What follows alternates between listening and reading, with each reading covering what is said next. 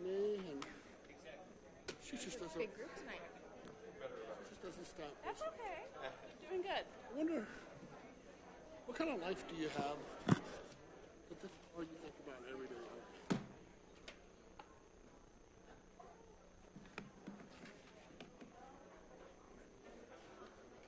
Are they all golfers? A lot of them, I think.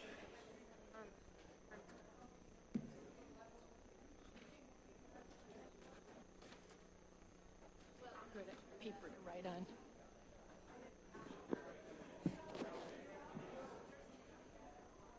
Huh? Oh God, I'm so tired of walking. I told my wife I'm never walking. Your husband was in me.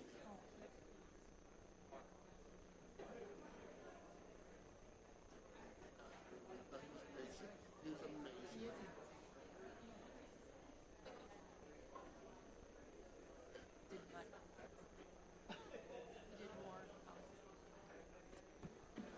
If I could get folks to begin to take their seats, we're going to call this meeting to order just in a few seconds. Yeah, that's right. Hey, thank you for supporting me on that. No, we're not.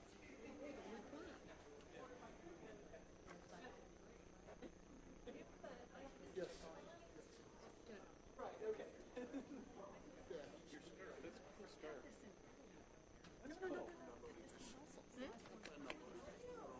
I saw it in Brussels again at the same store. Are you?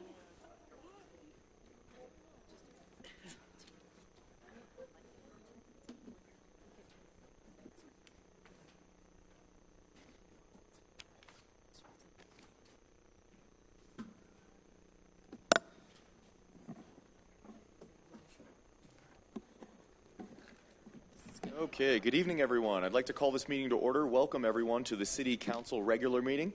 Please prepare for the invocation and Pledge of Allegiance. Our gracious Heavenly Father, we thank you for this evening. We thank you for this great city that you've put us in. Father, I just pray that you would give us listening ears tonight. And Father, I just pray that your purposes would prevail. All this we ask in Jesus' name. Amen. I pledge allegiance to the flag of the United States of America and to the republic for which it stands, one nation, under God, indivisible, with liberty and justice for all.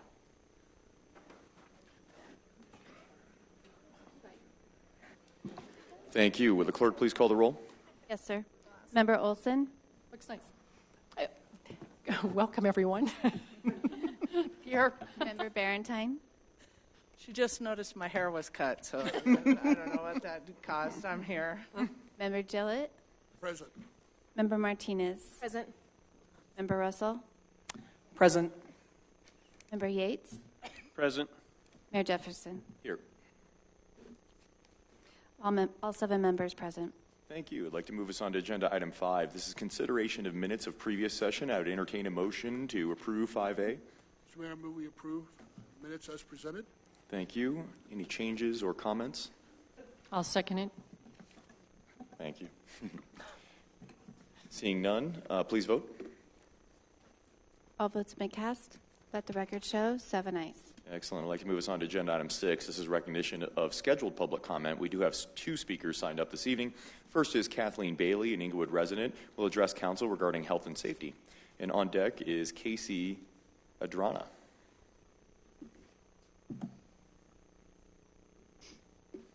Good evening.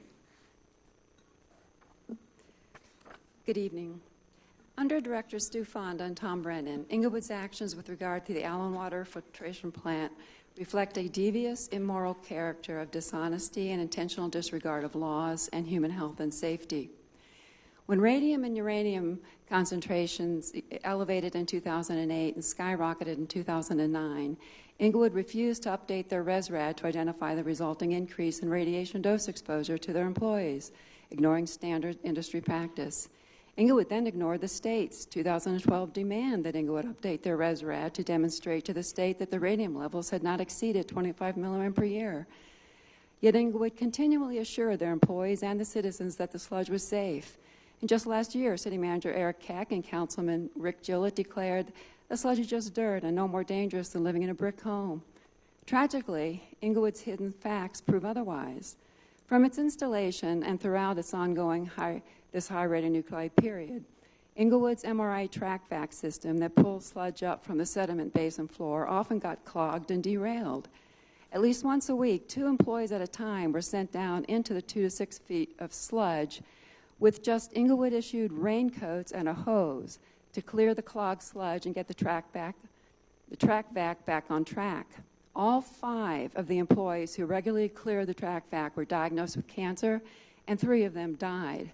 They include the following. Diagnosed in 2012, the water rights coordinator, who tragically lost his battle in 2013.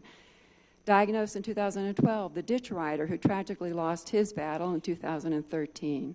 Diagnosed in 2013, the senior plant operator. After 2 surgeries, years of chemo, he is still fighting his cancer.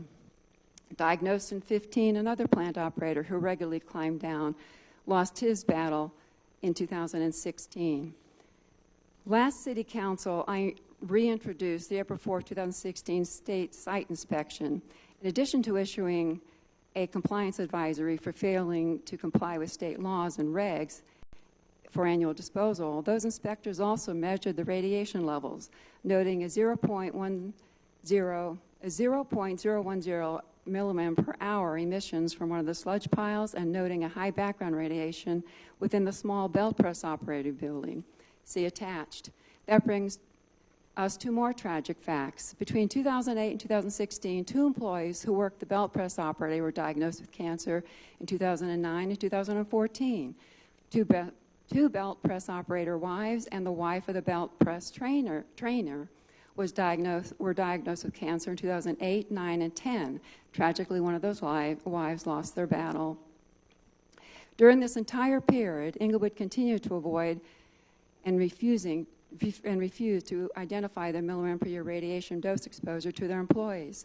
Fortunately, again, thanks to the April 4, 2016 site inspection, we have a valid radiation measurement for one of those stockpiled sludge piles. I verified with the state that the value they identified was above the background radiation and that a full year emissions was 87.60 milligram per year. Englewood had 2 to 3 piles of similar per curies per gram concentration sludge left illegally stockpiled and uncovered throughout the period 2012 through 2016 for possible total yearly emissions of up to 175.2 to 262.8 milligram per year from the stockpiled sludge. Whether 1, 2, or 3 piles, that is a significant source of radiation relative to the 25 milligram per year radiation dose exposure limit for all employees, which highlights yet another gross negligence. Instead of keeping the annual drying sludge safely isolated in the drying bed for the full year while drying, the wet sludge was moved after just 2 months to finish drying uncovered, where they eventually began stockpiling the sludge right next to the main driveway and parking lot, exposing all employees. Then the illegal stockpiling began in 2012. This radioactive uncovered dry sludge was stockpiled right next to the main driveway, main parking lot, just 80 feet away from the employee's vegetable garden. Exposed to the Colorado winds, high-level radionuclide dust was blown freely onto the main driveway, main parking lot, vegetable garden, employees' cars, trucks, into truck beds, car windows, onto food grills, picnic tables, employees' clothing, onto the employees themselves, and into the air the employees were breathing year after year for 5 years. 9 Allen Water Filtration Plant cancer victims during this period. Englewood must be held accountable for the tragic consequences of their intentional negligence.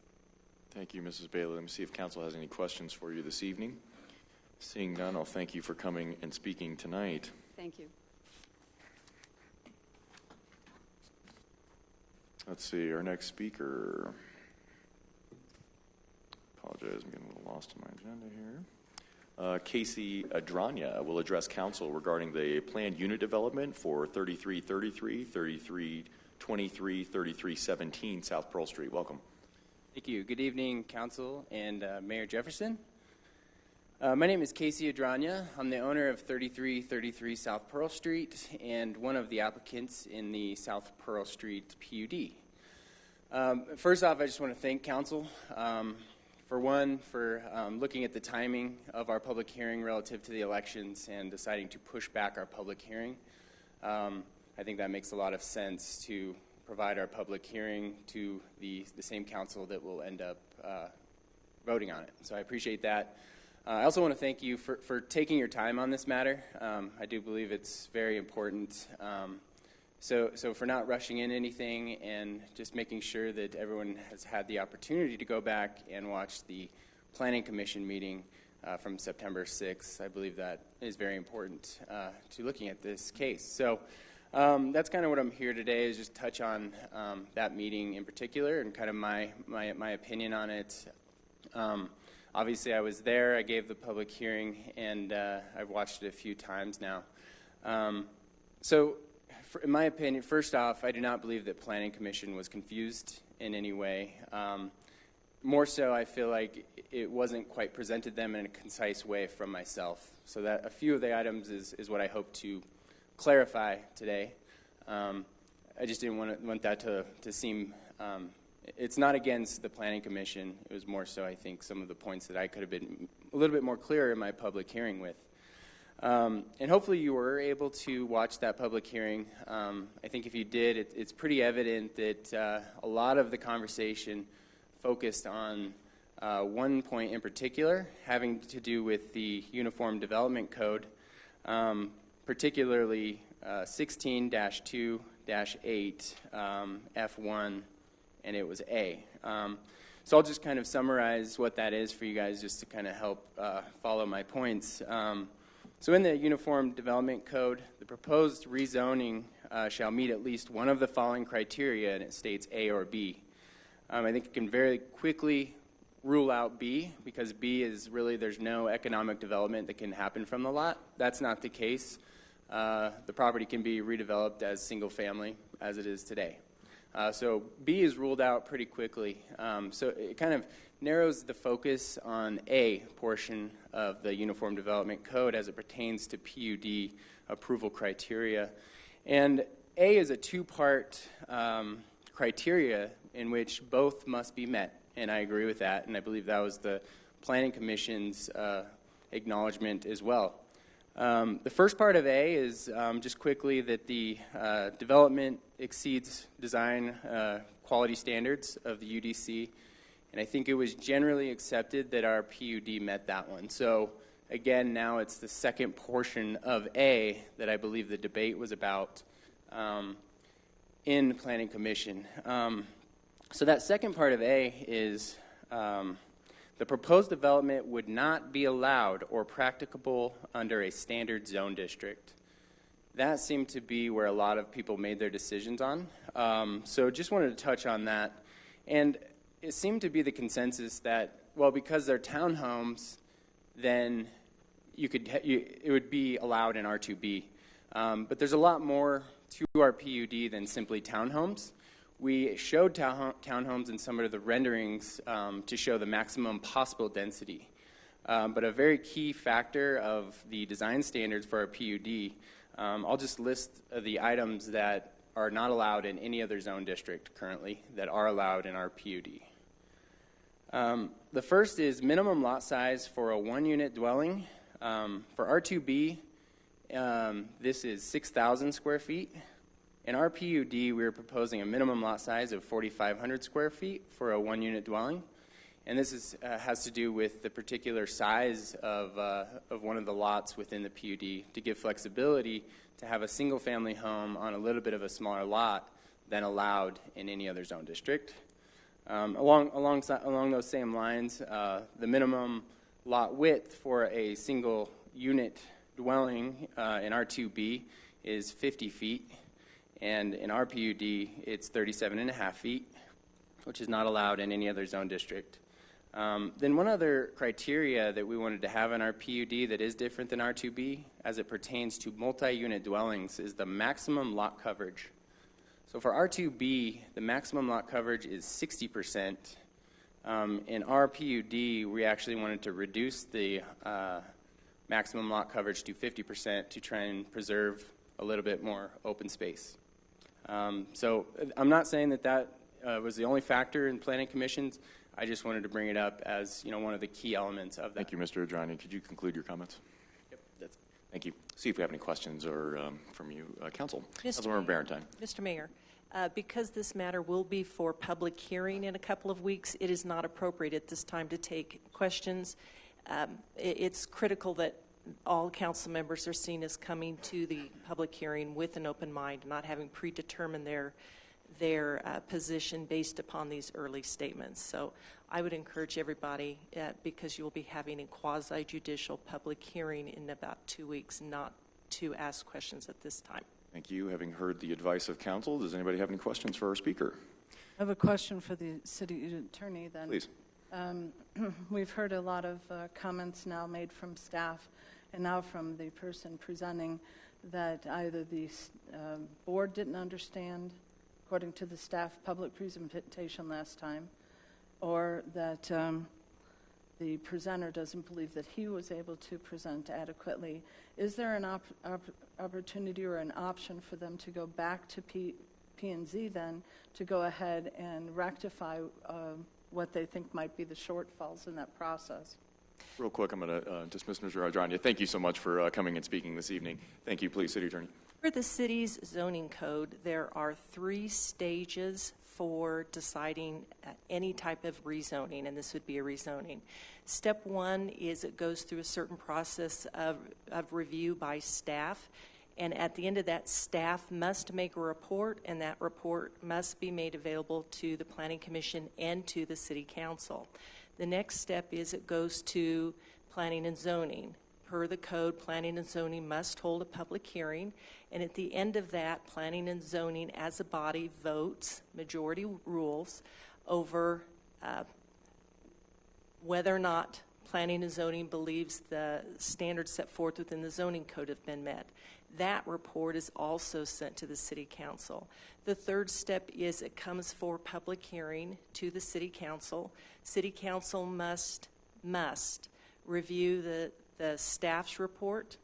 They must review the recommendation of Planning and Zoning, and they must hear the presentation of the applicant. After hearing those 3 things,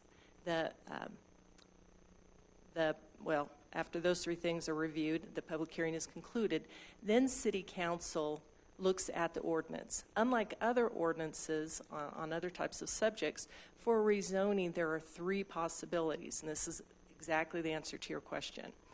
With an ordinance for rezoning, the City Council may approve, they may deny, or they can request that the matter be sent, or they can send the matter back to Planning and Zoning for review of certain elements.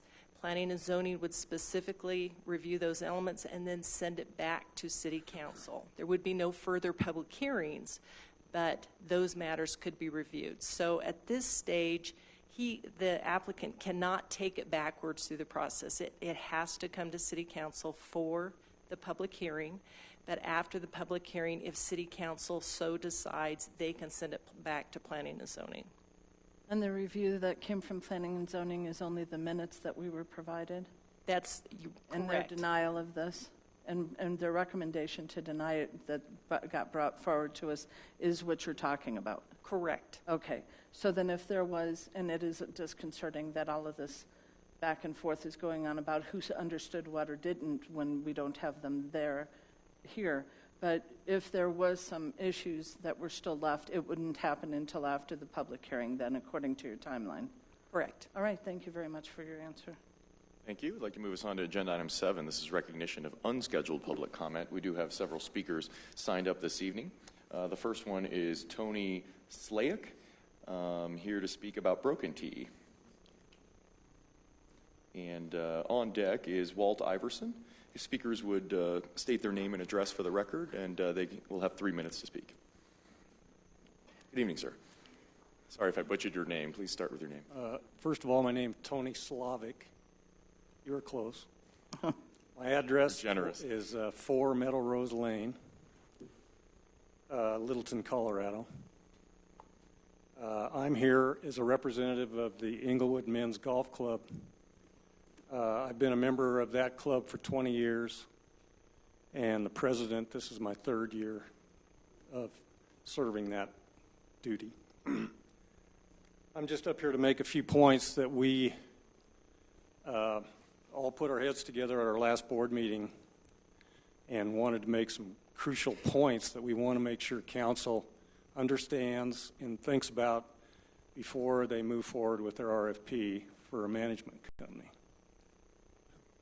The first one, we feel that the intent to offset the liability that comes with the needed updates to the golf course by hiring a management company could open up the city to more long-term risk if this company were to mismanage or default on their commitment. Our fears are that if this were to happen, and it has in the past, more than once in the area surrounding Denver, it could leave us in a much worse position financially than could leave the golf course not recoverable. Second one, it is not typical for a management company to commit to a long-term, high-cost capital investment in a golf course, such as a sprinkler system. If this is not the case, please show us proof in the form of specific examples by management companies that say they will step up to the plate for that. The golf course currently has a very committed staff, not only in the pro shop, but the restaurant, on the golf course itself, that are personally invested in the success of that business.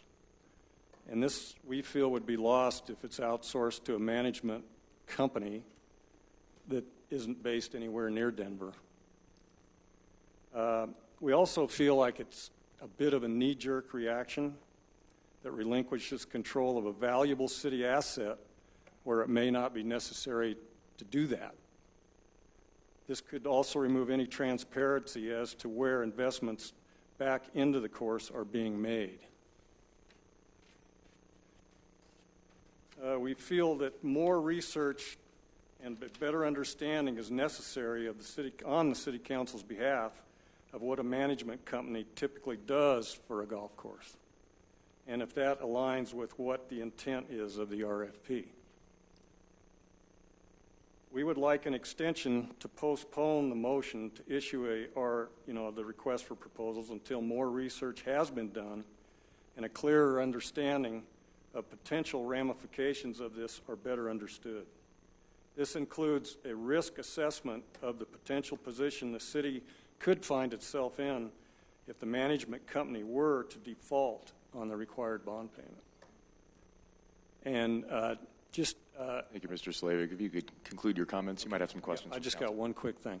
It seems strange to me personally that all this is happening the night before the election. Thank you, sir. Let me see if the council has any questions for you. Councilmember Barentine. You said that, hi, thanks for coming. You said that this has happened in the past. What were you referring to? Where management companies didn't do what they proposed? With ours? No, not here. This happened at other golf courses. Okay. And are you guys, is your club willing to write up some of this information and provide it to the council? I would appreciate that. Yep. Thank you. As you can see, a few of my friends. I just thought you were a popular guy. And my friends do play golf. Just for the council's benefit, we did receive a copy of the letter from the Englewood Men's Golf Club. Thank you for providing that. The examples that were provided were Todd Creek Golf Course in Thornton, Thorn Creek Golf Course in Thornton, Park Hill Golf Course in Denver. Council member, thank you. I was going to say that very thing. Thank you for coming and speaking this evening, sir. Thanks for letting me. Our next speaker is Walt Iverson. I think there was some misunderstanding then. I meant some of the other information that you said about the relinquishing control, some of the other concerns that you brought up. If you could go into a little bit more information on that and provide that as well, I would appreciate it. I know that you asked for additional time and that you thought that this was a bit of a knee-jerk reaction, so I would like to get a little bit more. We just feel like we don't want to make a quick move and then find out, oh, man, it's too late to go back. Right. Right now, the golf course makes money. It pleases its customers. a lot of these guys and hundreds more play there all the time, and we hate to see that. I guess people are always afraid of change. We like it the way it is, I guess, is what we're trying to say. All right. Thank you very much. Thank you, Mr. Slavec. I'll move on to Walt Iverson, here to speak about Broken Tea, and on deck is John Brackney. Good evening, Mr. Iverson. Good evening, Council, and I thank you for allowing me to come here tonight. I live in District 4, and Rich is my representative here, and I forwarded a note to you folks last Monday through the comment section. I did check with Stephanie, and she said, yes, we got the note. So what I really want to do tonight is just read through my note real quick. This is more of a personal thing for me. And this is what I said in my note. This was a day or so after I received notice about this. In other words, I think you guys looked at this, and then the next Monday, all of us kind of got concerned about what was going on here. This is what I put in my note. I just received a disturbing note about the action the City Council is about to consider allowing a private for-profit company to take over the management of the Englewood Broken Tea Golf Course.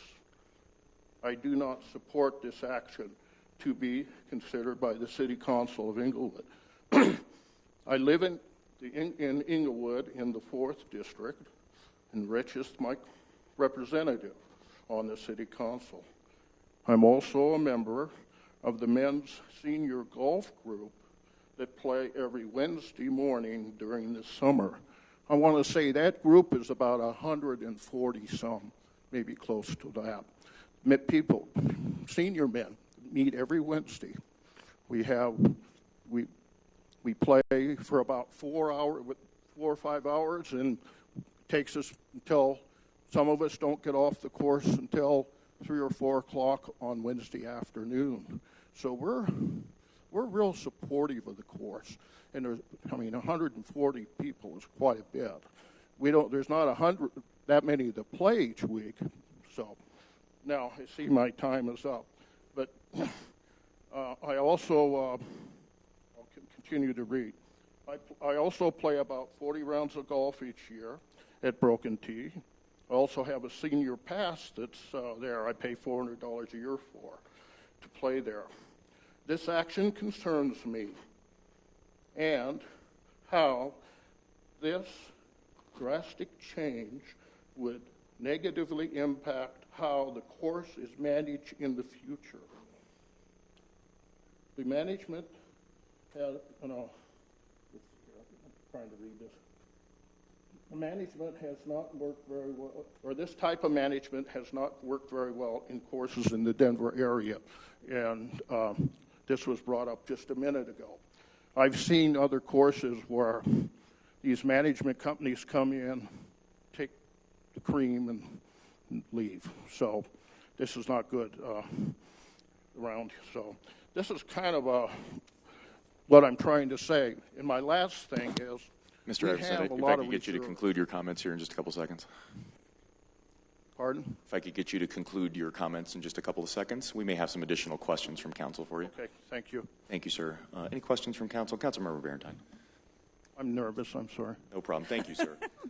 We all are. That's okay. I think I'm not sure that I received all of them yet. I had some problems with my emails with the city, so if you could just make sure and if you'll make sure to send it off again, because it was not sure that I received all of them. I'm not sure I got yours, so it was in the comments. I think she'll make sure.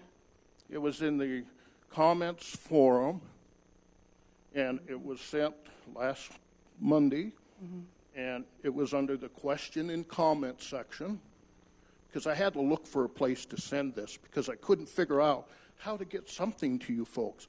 Every time I went to check the email, I couldn't find an email. I could see an email address, but I really wanted to send it to all of you. So I went to that, and I talked with my council person, and he says, yes, he got it. And he says it was shared, so. Thank you. We'll make sure I think that it might gets have just been disseminated to the rest mine in of council. particular, but I do share your concern on trying to make sure that it's a little bit more user-friendly to try and make that. But if you'll let me know, because I shared with you when I was having problems, Stephanie, so if you'll make sure I get it again, I'd appreciate it. Thank you. Thank you. Any further questions for our speaker at this time? Seeing none, thank you, Mr. Iverson, for coming and speaking. Thank you. Our next speaker is John Brackney, here to speak about Metro Energy. And on deck is Al, apologize, I can't read it, Bedford, it looks like. Good evening, Mr. Brackney. Mayor and honorable members of the council, what an absolute pleasure to be here in front of you again. For newcomers, if my memory is right, this is the dozenth time over the last 2 decades that I've had a chance to speak to the Englewood City Council. Mayor, you're the 7th mayor I've had a chance to speak to. By the way, you're one of 8 that doesn't have a mustache, and you better get working on it soon, or otherwise it just won't happen. No? Okay. No mustache, sir. No such luck. Fair enough. So I'm here first to thank you for your service. My instinct says that you don't get thanked enough by your own citizens. It's not because they're mean or they don't know better. It's just they haven't had the privilege to serve up on the dais before. So I've been lucky enough and fortunate enough to serve 5 times and swear to uphold the Constitution like you have. Twice as an Arapahoe County Commissioner, and once as the founder of the City of Centennial and the writer of the Charter Commission for the city, and then as an enlisted man for the Persian Gulf War, and then later an officer. Thank you for your service to your community. I've never lived here. I've lived about 2 miles away in the unincorporated Arapahoe County, now Centennial. But you are one of Arapahoe County's historic cities, and you should always be noted as such. Again, thank you. In brevity, I represent an organization called Metro Energy. If you look at the press over the last decade, it is one of the most controversial issues facing Colorado, particularly in the urban-rural interface. I'm sure we all need oil and gas, particularly if it's out in the prairie or perhaps overseas. But when it starts to approach urban neighborhoods, we all start to freak out a little bit more, and wisely so. I understand that. If my home was next to a drilling rig, I would be more concerned. So our organization, my co-founder is a woman who many of you may know, Brenda Morrison. She is the key staffer for an organization called the Bighorn Leadership Institute. So I am generally on the center right. She is generally on the center left. Rut Bridges founded that a few years ago. And our sole mission is to have people understand energy policy, all of the above, oil and gas, solar, geothermal, nuclear, all of the above energy in a way that can provide jobs for our citizens, in a way that can provide economic development, but can also provide quality of life and for our citizens. If you live in Colorado, I'm a native, as some of you are. We're all environmentalists, no matter what our political philosophy is, no matter what our party registration is. And so, of course, we care about clean air and clean water. But does our adversarial system, the way we're currently doing it, provide justice to our economy and quality of life? And the answer, I think most of us would agree it doesn't. It's a huge waste of money and resources by people hating each other over something that we all use every day to get to this meeting and to charge our phones. So, Mayor, thank you for being a part of our cohort. I only have 10 seconds left. The mayor of Cherry Hills Village, the publisher of the Centennial Citizen, the head of the Oil and Gas Association, leaders from all across Colorado are gathering together to understand energy policy. I'm here to welcome the rest of you and any of your citizens that have an interest in this policy. This is the first, not the last time I'm happy to be in front of you. Thank you for your service. Thank you, Mr. Brackney. Questions from council. Councilmember Barentine. Are you preparing, since you said our mayor was already involved with what you're doing, to provide some seminars, some additional meetings that we can all attend to get a little bit better grasp of the cohort that you're putting together and why? Thank you, Mayor. Very specifically, we have leadership cohorts where we gather 30 leaders from across Colorado and put them together from a wide spectrum of diverse thought. Our next one will be in the spring, we hope. Would love to have another council person or a community leader be a part of that. Yes, the mayor is going through. Thank you for your time. The commitment is 4 days away from your job, if you work, and 4 days away from your family. It's a Friday and Saturday, for 4 weekends in a row. So it will most likely be March, April, May, and June of this next year and in the fall. And if you're interested, or if any other members of the council are interested, or any of your business leaders or community leaders are interested, we'd urge you to put in an application, and I am at your service to guide you through that. I am interested, and I hope that you provide the council with more information so that we can take advantage of this, or at least get more information as to the commitment and what we're doing. Thanks for your presentation.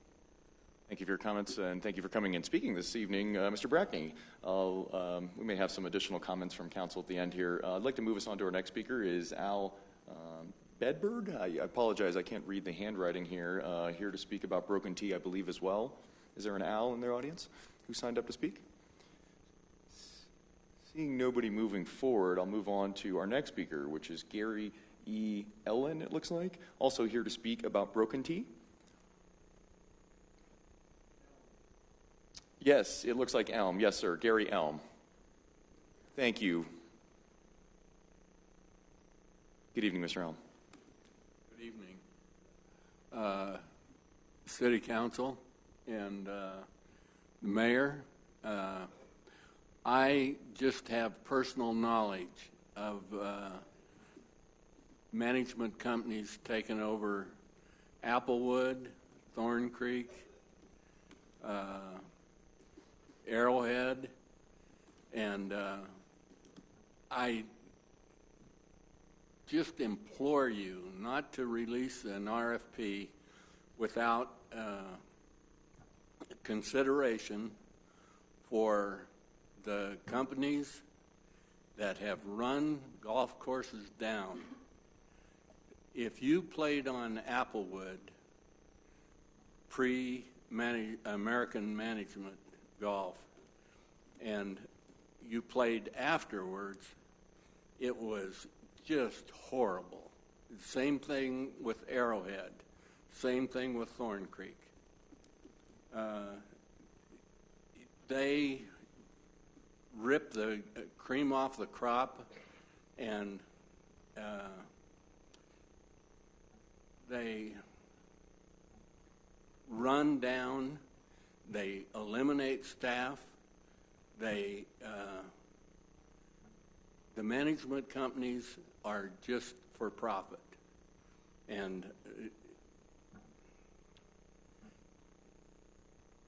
the RFP is not to be determined this night. Thank you, sir. Let me see if council has any questions for you this evening. Any questions for Mr. Elm from council? Seeing none, thank you, sir, for coming and speaking this evening. I'll move us on to our next speaker, which is Doug Cohn, here to speak about history. Good evening, Mr. Cohn. And on deck is May Nicholl.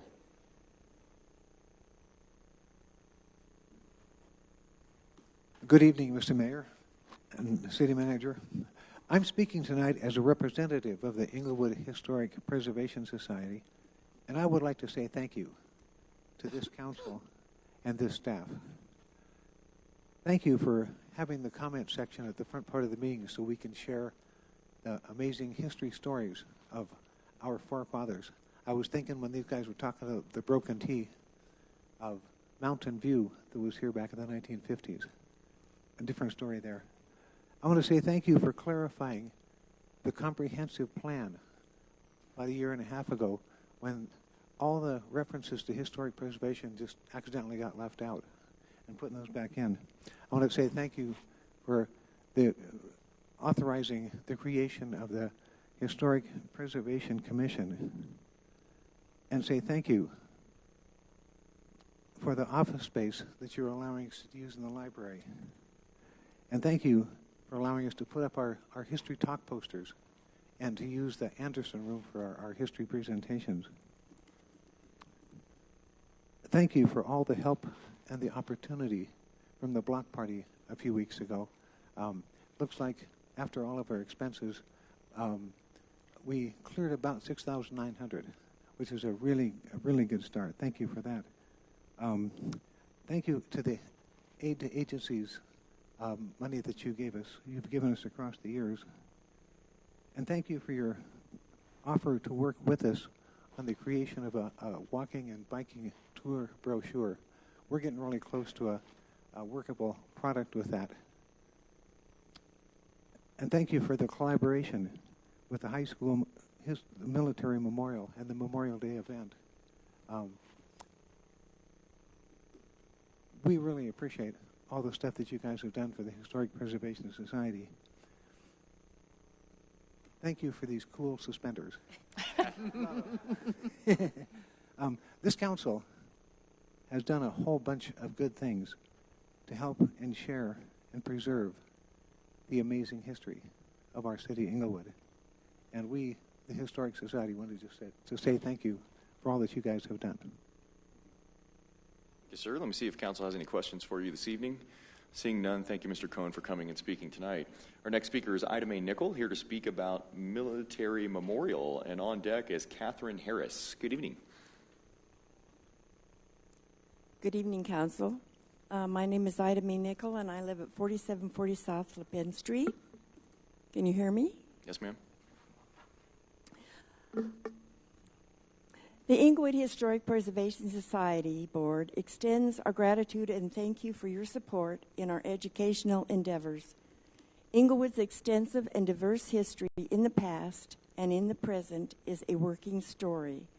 Your financial support with the aid to agencies of $500 will further our ability to reach more citizens and visitors. We also recognize the aid to agencies award of $500 for the Veterans Memorial Day celebration. This community-based honoring event for our military was envisioned by Kay Howard, the founder and architect. Is one of the most important events in the history of our city, and now has been transferred to the care and coordination of the Englewood Historic Preservation Society. A separate account will include the donations, income, and expenses of the Memorial Day event, as well as the pavers surrounding the memorial at Englewood High School. For those who may be unaware, Englewood High School is the only high school across our United States that has a military memorial that we are aware of. This is through many years of hard work, effort, and fundraising by Kay Howard, an Englewood graduate of 1959. Kay worked tirelessly toward and succeeded in installing a very expensive 3-ton Colorado Rose granite stone with bronze material emblems embedded in the stone and pavers with names of veterans and families surrounding this beautiful stone. We must honor, we must be proud, and we must continue as a city to keep alive this extraordinary history gift that has been handed to us and to our city by Kay Howard. It honors our community of citizens, our schools, our businesses, our Chamber of Commerce, our organizations, and even our former residents and citizens who have moved away from Englewood, and most of all, the city of Englewood itself. It is our desire that the Englewood Military Memorial Celebration will become a city event yearly as the 4th of July event. We again appreciate council support and will move forward with the knowledge that our Englewood history is important to many of our citizens, past citizens, business, schools, and organizations. We encourage your participation and help, along with the support to our society and our city with this important part of our city history, the Englewood Military Memorial Celebration. As Doug has offered the many thanks to you as the representative of our society, and has already listed them, I also want to thank you sincerely from the Englewood Historic Preservation Society. May Nicholl, Outreach Director for EHPS. Thank you very much. Thank you, Mrs. Nicholl. Let me see if council has any questions for you this evening. Seeing none, we'll thank you for coming tonight. Our next and final unscheduled public comment is Katherine Harris, here to speak about Airbnb. Good evening, ma'am. Hello, greetings, good evening. It's my first time addressing City Council. Welcome. Thank you. I moved to Englewood in 2005. I bought a HUD house. Mind starting with your name and address? I apologize to interject. Oh, I'm sorry, 4050 South Logan. Thank you. Yeah. And it was a HUD house, an abandoned house, basically. And it still kind of looks like Fibber McGee moved into Bilbo Baggins' Hobbit house. But, I lost my job in 2014. I'm disabled. I'm 65. And I recently thought, I'll do an Airbnb. I've got one spare bedroom, and I can just allow women only because I don't want any questionable characters like etc. But anyway, I understand that there's a problem potentially in the city charter where temporary or transient housing isn't allowed. And yet for me, I see all these condos going up, I see all this density happening, I see traffic happening, and I just can't believe that my little one bedroom is the problem. Now, when there are owners who aren't there and people are tearing up the properties, and I'm with you on that. If you guys could come to a compromise, that allows for the little person like me to make $1 here and there, but prevents, unscrupulous homeowners who aren't taking responsibility for these tenants. I certainly am not in favor of that. I just would urge you to come to a fair balance, if you possibly can. I mean, it's tough times out there, as you know, so although it's in the charter, maybe we could have some leeway within reasonable limits that protect the environment.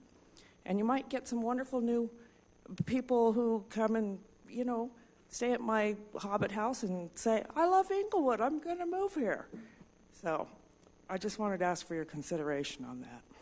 Thank you, Mrs. Harris. Let me see if council has any questions for you this evening. Councilmember Barentine. I'm a little confused. You said it was a one bedroom? It's 2 bedrooms. Oh, okay. 1 bedroom available. You might want to open that up to more genders if it was just one. I mean, so I was a little confused what you were going to be renting out. What you're talking about is that you still live there, yes, and you would be renting out the other bedroom. Spare bedroom. All right. Thank you very much for the clarification. Yes. Appreciate it. Thank you.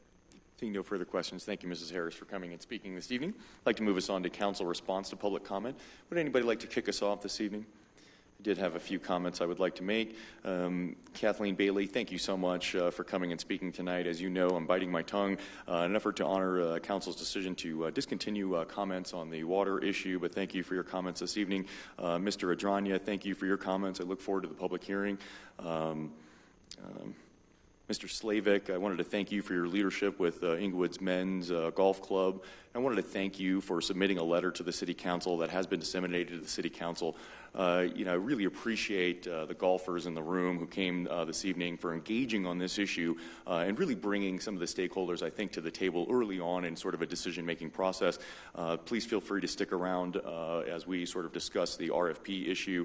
I would hope that perhaps we could bring this back for a study session to understand some of the concerns that have been expressed by so many of you. So thank you again for everybody's participation on that issue, including Mr. Iverson, who also spoke, as well as Mr. Elm on that same issue.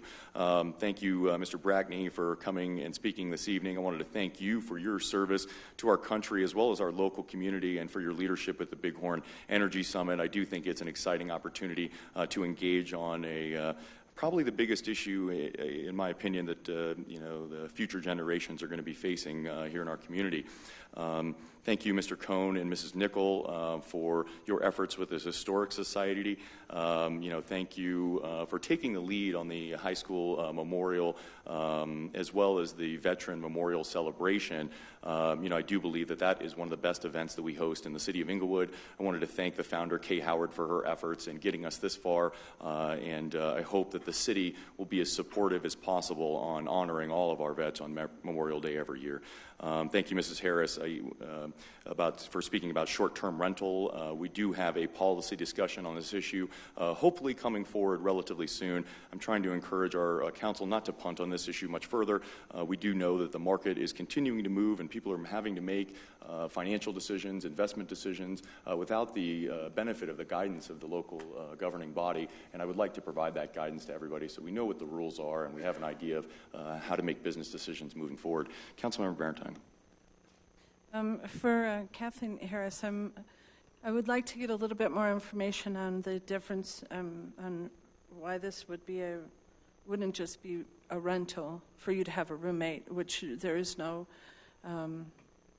restriction on. So if we could go ahead and have a little bit more information on exactly what would make the difference between having a roommate, which you would be within the guidelines for, and what would make it an Airbnb, the difference for that, then I would appreciate getting that from staff or from you if you can provide it to the city, and then I'll understand a little bit more why it's not just a roommate situation for you. We do have the accessory dwelling unit issue, which kind of ties to the Airbnb on the 14th, so you may wish to attend that as well. That's November 14th. Where is that being held at? In the community room right here on November 14th, so please attend that as well. I think the mayor did a beautiful job of recognizing and thanking most of you. I only had a few comments for Kathleen Bailey. The mayor is correct. We are still held to certain comments, but we did do a request, a council request. I did a council request on the process for the disposal that is available to the public. If you're unable to find that, I believe that it was done in the city council newsletter. If you have any trouble with that, I'd be more than happy to make sure that you get a copy of that. But that is available to the public so that it can be reviewed. And then to Tony and Walt and Mr. Elm, and I hope I didn't miss anybody. I really appreciate, I am not a golfer, but this is a huge asset to this community, and I am really trying to wrap my head around a lot of both the financial issues as well as the service that it provides to our community. So I greatly appreciate your coming and providing some additional insight on this. I hope that you'll stay through the discussion on the decision for the RFP as well. Thank you very much. Thank you. Seeing no further comments, I'll move us on to agenda item 8, communications, proclamations, and appointments. Nothing there, so I'll move us on to item 9. This is our consent agenda items. Under consent agenda, we do have 9B1 and 2 and 9C 1 through 3. And I would entertain a motion to approve those items at this point. I move we approve consent agenda item 9B1 and 2, 9C 1, 2, and 3. Second.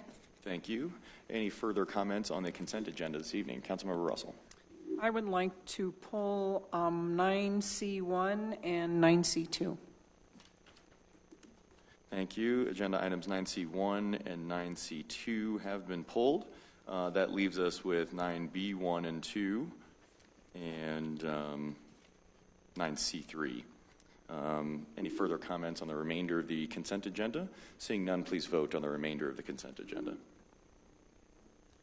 All votes have been cast. Let the record show 7 ayes.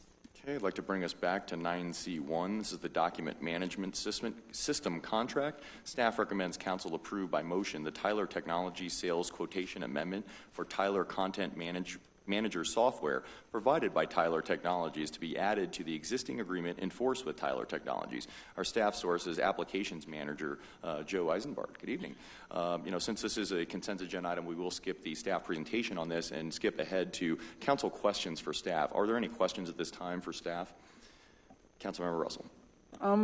Under previous council action, it says on July 17th, council approved resolution number 79 to allocate $80,000 from the capital fund reserve to fund the document management project. This is the contract associated with the allocation. Okay, now I guess I just understood it. When I read it before, I read it differently. Because I was going to say there was no contract back in the July 17th. So, well, then that brings up the question, why did we allocate the money before we had a contract? Oh, that's a good question. I don't really know the answer to that. I know that. I think you can Manager Keck, you want to take a stab at that one? Yeah, certainly. At the time, we had fully intended to bring the contract forward. We did want to make sure the council allocated the funding, but now the contract is ready. At the time, we actually hadn't finalized the implementation of the ERP system.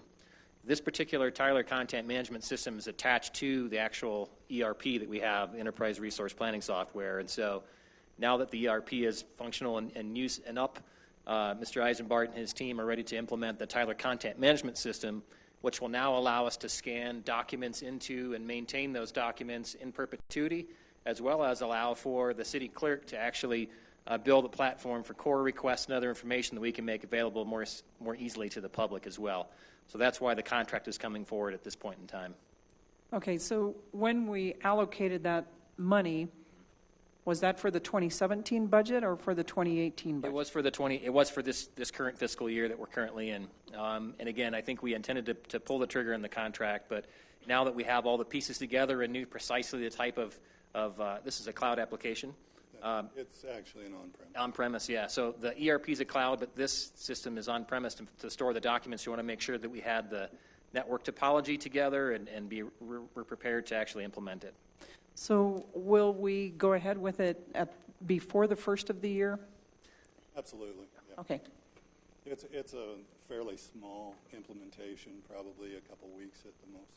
Okay. If we can make their calendar, we'll get there. All right. Thank you. Thank you, Councilmember Barrington. I think that was the same question I had. So the terms, the whole amount of the contract will be done with 2017 money and then completed with what you just said in 2017. Correct. There is a maintenance piece too for this that you enunciated that in here as well. Yeah, $90,450 in the second year. So that particular cost will be an ongoing cost that will build into future budgets. It's built into the 2018 budget, and we'll have to do so going forward as well. But you said it is built into the 2018 budget? Into the IT? Yes, the IT services. IT operational budget, yes. Okay. All right, thank you. You see, your mouth didn't even move. Thank you very much. Thank you. Thank you. I'd entertain a motion to approve 9C1. Moved. Second. Thank you. Further discussion on this item? Seeing none, please vote. All votes been cast. Let the record show 7 ayes.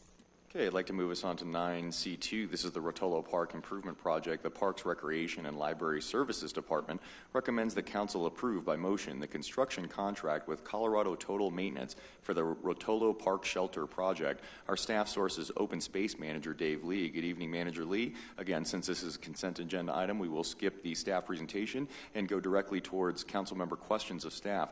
Are there any questions at this time? Councilmember Russell. The questions that I have is where on the budget page are the grant monies, the matching fund, and the contingency fund? That detail isn't shown. So it's included in other numbers? It's included in those numbers, but it's not broken out. Okay. I guess the one question that I had,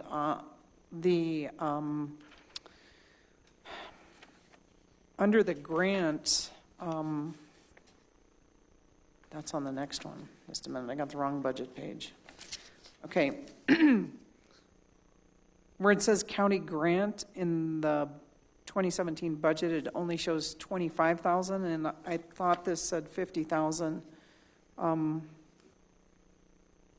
That's the match that you're speaking about? Okay, it actually says with a grant of $50,000 and matching funds of $13,200. Okay, that's the $13,000. The $21,000 is the overage. This came in over our budget, and it's very difficult in this climate, in this construction climate, to estimate these projects. The other one that we did was the Bellevue Park improvements 3 weeks ago. That came in under budget. So it's been very hard to pin down that estimate. Okay, so that overage, where did it come? It come from the contingency fund. That's correct. Is the contingency fund on this open space budget page? Yes, it is. It's included in there. None of that's broken out, but we certainly can provide that to you. Okay. All right. Thank you. You're welcome. Thank you. Councilmember Barrington. Share a concern with the overage, how that's going to affect the beginning balance that we're coming back into with the budget for 2018. Does that affect that? No, it doesn't. I mean, that's part of the reason that we have contingency in there for these types of projects, because we can't always predict whether they'll come in or over, or whether we'll find something as we construct, and that's what contingency is budgeted for. But doesn't that change the amount that we would be dealing with that we were expecting to have at the beginning of next year then? I don't believe so. I mean, it's... That's why if you could, I don't want you to put you on the spot to try and do specifics now, but I would appreciate kind of a little bit more detail on that so that we know where we're at with that open space. We certainly can provide I would that. Appreciate that. Thank you. Certainly. It's probably just my understanding of it. I don't think that having it together is a problem, but when this happens, your offer is accepted. Thank you. A point of clarification. So what you're seeking is the ending fund balance of the open space fund. Is that what you're asking Contingency for? particular? Yes, the contingency fund. Okay. Thank you. Thank you. Thank you. Thank you. I'd entertain a motion to approve 9C2 at this time. Thank you. Is there a Second. second? Thank you. Further comments on this item? Seeing none, please vote. All votes have been cast. Let the record show 7 ayes. Okay, I'd like to move us on to agenda item 11, as there's no public hearing items this evening. Item 11 is ordinances, resolutions, and motions. Under 11A, approval of ordinances on first reading, we have 11A1, Council Bill 66 for 3333, 3323, 3317 South Pearl Street Planned Unit Development, or Council Bill 66. On October 16, 2017, following a motion and second to approve Council Bill 66, and set a public hearing for November 20th. Council tabled voting on the motion until November 6th. At this time, staff recommends council withdraw that motion and set a public hearing date of November 20th, 2017, in conformance with the Englewood Municipal Code 1628G5. Our staff will present Council Bill 66 for approval following the mandatory public hearing. Our staff source is Planner 2, Audra Kirk. Good evening. Good evening, Mayor Jefferson and members of council. You basically just said what I was going to say. So what we're asking you today is to actually rescind the motion that was made on October 16th and set November 20th as the public hearing date for this PUD. Excellent. Questions for staff? Councilmember Barrington? I have a concern on doing it on the 20th, as that's the day that the new council is sworn in. I think it's a little difficult to go ahead and swear in a new council and have a public hearing on the same day. I think that's a little rough. Is it a possibility we could go ahead and put it for the next meeting after that? I believe anything is possible. I'm not sure who the holder of this particular motion. Do I need to go back to the holder of this motion, City Attorney's Office, or can we just begin with a new motion to set the public hearing date and approve on first reading? There is a motion on the table, and I believe it was made by Councilmember Gillett and seconded by Yates, is how I'm remembering it. Thank and you. That does need to be removed from the table. Mayor Pro Tem, I would defer to you then, since you are the holder of this motion, to simply proceed as stated with November 20th, or to amend your motion if you can get the approval of your second holder. I would like to amend my motion to have the public hearing on December 4th. Thank you. And who was the second holder again? Thank you. You're approving of that amendment? Yes. Thank you. So we do have a motion and a second on the table for a different later public hearing date. Comments on this? Councilmember Olson. I'd like to see this move forward and for it to be done right, and I appreciate the changing of the dates. I'm wondering if it's still a little premature. I don't know if they're, after hearing tonight a little bit about being some of those bringing it forward, being thankful that we postponed a little bit, it would be almost better to give the new council, a bit of time to sort of rest in this and maybe start it in January. But I don't know if there's any issues that are making this so important that it needs to get decided right now. I think basically the applicant's time. As far as staff is concerned, December, January, either one is fine with us. The applicant has been working on this for many months now, and I'm sure we'd like to see it wrapped up. Yeah, I'm sure we'd like to have everyone, all three of those that are working on this would like to have everyone looking at it. Sure. I just want to make it a full disclosure that I will not be here December 4th. I will be out of the country teaching again just for that 1 week. So, Thank you. Councilmember Martinez. I would also be in favor of pushing it back a little bit. I think just to be fair to the new council, to make sure they have time to get up to speed and give this a fair shot, to listen to that planning and zoning meeting and read all the supporting materials, I would be in favor of pushing it out even a little bit further than the 4th. Thank you. Councilmember Barentine. From what the city attorney said previously, I just want to get a clarification.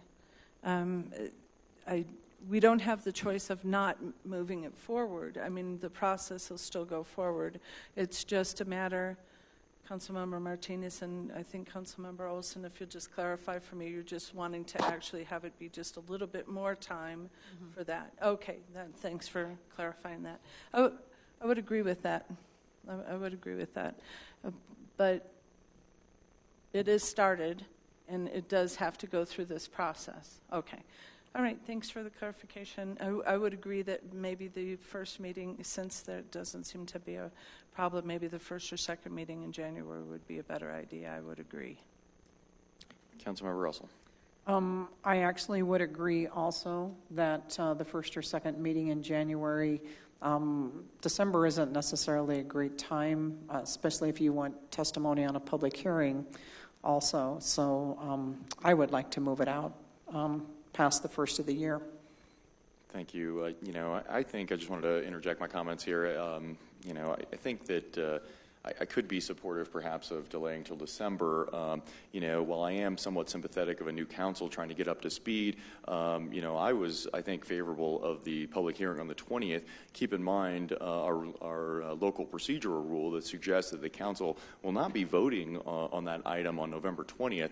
We don't vote on an item on the same night of the public hearing, and so it would be pushed off to that first meeting in December, which in my mind would give the council adequate time. I'm fairly supportive, I suppose, of moving it to December, but I don't think I can support pushing this or punting this to January. Keep in mind, there's a lot of economic interest at stake, and I think it's this council's duty, I suppose, to move these things forward in a timely manner to give, again, that market certainty. If we want to, deny this project, then let's move through this process. Councilmember Olson.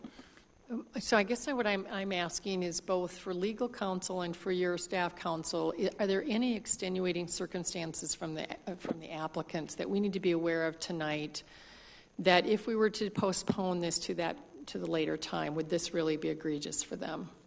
Casey just nodded that there would not be a problem if you postponed it. Okay.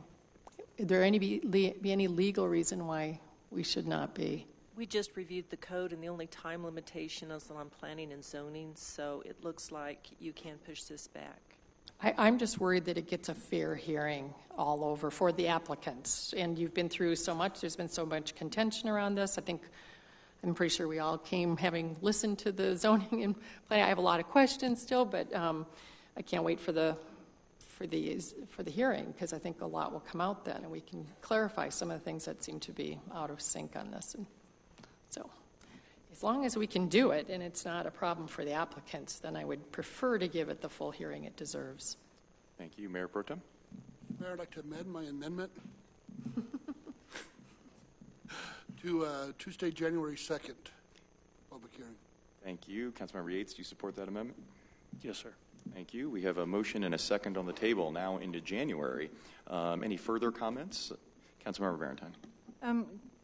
Once Planning and Zoning makes a recommendation to us, do we have to set a public hearing, or could we just deny it?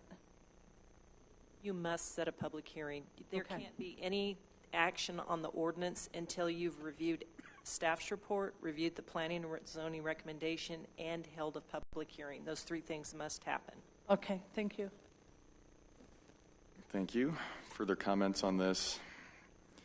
I'm going to vote no, just because I think this is punting way too far on this issue. Any further comments? Seeing none, please vote. All votes have been cast. Let the record show 6 ayes and 1 nay being Mayor Jefferson. Thank you. I'd like to move on to 11C1. This is resolution motions. 11C1 is Award Police Headquarters Project Construction. Staff recommends the City Council approve by motion the project to construct Englewood Police Headquarters. The total estimated cost is not to exceed $27 million and consists of a contract amendment for construction to Alderson and Peterson in the amount of $21,029,755. Other incidental and related costs associated with the project in the amount of $4,384,180, as detailed with estimated costs in the attached project budget, and with a project contingency in the amount of $1,586,065. Our staff source is our Public Works Director, Dave Henderson. Director Henderson. Thank you. Good evening, Mayor Jefferson and members of City Council. I'm Dave Henderson, the Public Works Director. With me tonight is Donovan Nolan. Donovan Nolan's with CBRE, and as you know, he's our consultant project manager. He'll help us answer questions you may have at the end of this presentation. So I'm here tonight to present a motion to award the police headquarters project. Now this will include construction management and construction services. Adolph and Peterson is presently under contract with us for pre-construction services, and that contract detailed the process to add construction to their contract. They submitted to us a guaranteed maximum price, and we've reviewed that with our project architect and with our project manager. Staff is recommending approval of the total project, including the guaranteed maximum price amendment for construction. We've designed this police headquarters to be functional and with room to grow in the future. It meets all the elements that were included in the ballot issue that the voters approved last November. It's taken us about a year, a little less, to get to you with a guaranteed maximum price and to be ready to break ground. This is a relatively short time frame for a project of this magnitude. The public expects us to move quickly, and we have. We're asking for council approval of all related project costs. Any new contracts per our purchasing policy we will bring to you, any that exceed $25,000. This entire project is open book. Adolph and Peterson will solicit bids from subcontractors, and we will review the results prior to AMP or Adolph and Peterson awarding them. We will select the proposals that are in the best interest of the city. I want to point out that Adolph and Peterson has included a special invitation to Englewood contractors. They held an open house to make sure that they knew the project site and the conditions. We also held an open house for anyone that was interested in the project. This was held on October 25th. We made an effort to invite the immediate neighborhood with flyers. Around 50 attended, and we've received very positive comments. I did see some initial concerns from a few about the one-way on a laddie. There was some confusion that they thought it was longer than one block, but it is only the 3600 block, and they were relieved to hear that. We asked for the project to be approved, including contingency. Our reason for this is twofold. One, to clearly identify all the known costs with this project, and the second is to be ready to move forward with any unknown conditions without costly delays to the project. It would not be responsible to enter into a contract of this magnitude without a contingency. A typical design build or design bid build project like we usually do would have probably maybe 15% contingency. Right now we're sitting at 5.9 and we're comfortable. We've limited our risk by using the project delivery method that you all helped us select, and that's the construction manager, general contractor. The project contingency really should be considered spent until we return the remaining at the end of the project. Staff will keep council informed on a monthly basis with the project cost and the progress, and that will also include any contingencies we've had to dip into. There are a few items that are not in the GMP that we're asking for ad alternates on, just a few, and one of them is additional canopies over parking areas. Right now, we have canopies covering about half the parking, about 62 spaces. That's enough to cover the city fleet, but it's not enough to cover the staff parking. We may want to add more. Another reason that we may want to add these is this is where we could put solar panels in the future on top of these canopies. Another item we asked for alternates of the site benches. I believe it's like $55,000, but it's a very easy one to add later after we see pricing. And the third item is to enclose the main lobby staircase. Right now it's open to the public. The public can walk unrestricted up to the second floor. There are some security reasons and police staffing issues that we'd like to look at changing that.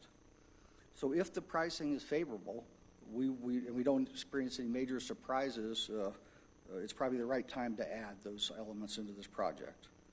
I would like to thank all that were involved in this project, the public for trusting us to build what they approved. And then this was a challenging team effort. It couldn't have been done without council, our project manager, our architect, and our contractor all working together. So pending your approval tonight, the next step is to schedule a groundbreaking ceremony to begin the underground utility and foundation work. And I'll be happy to answer any questions. Thank you. Questions for staff or City Council, from City Council? Councilmember Russell. The $27 million and the guaranteed maximum price, does that only cover Adolphson and Peterson? No, it covers all project-related costs. Adolph and Peterson's portion, 21 million plus. Okay. The rest of it are other project costs and the contingency. Okay, including like CBRE and... Correct. Okay. My question is, how much of this $27 million will we have spent by the end of the year? You know, I think we just did an accounting today and provided that to finance, but I don't recall the number. Director Winkle, Sorry, I don't have that information.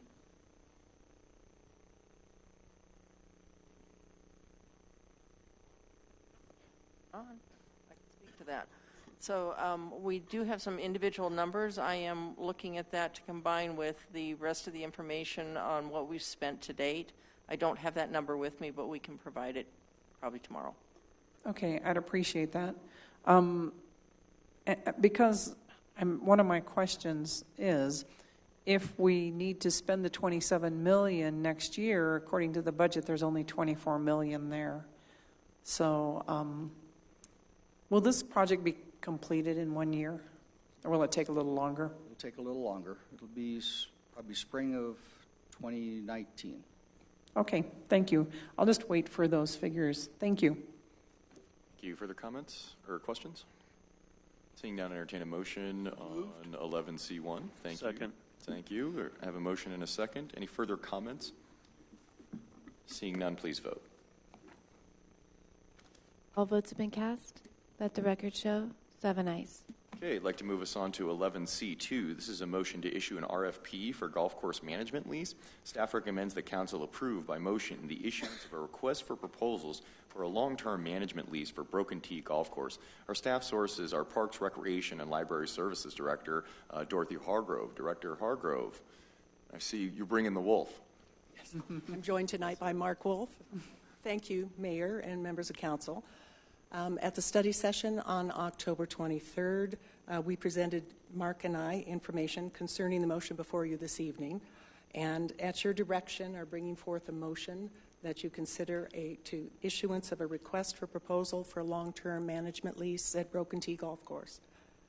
Without repeating in detail all of that previous discussion, I'd like to highlight the most salient points. First, we are not dealing with an immediate crisis. The current management team has been doing and is doing a very good job given the constraints of the financial situation in which we find ourselves. The loyalty and enthusiasm of our loyal golfers is evident, and it's testament to what I consider a very successful golf program. Broken Tee is a golf course of which the Englewood community can be proud. Our goal is to ensure that we provide that same high-quality golfing experience for many years to come.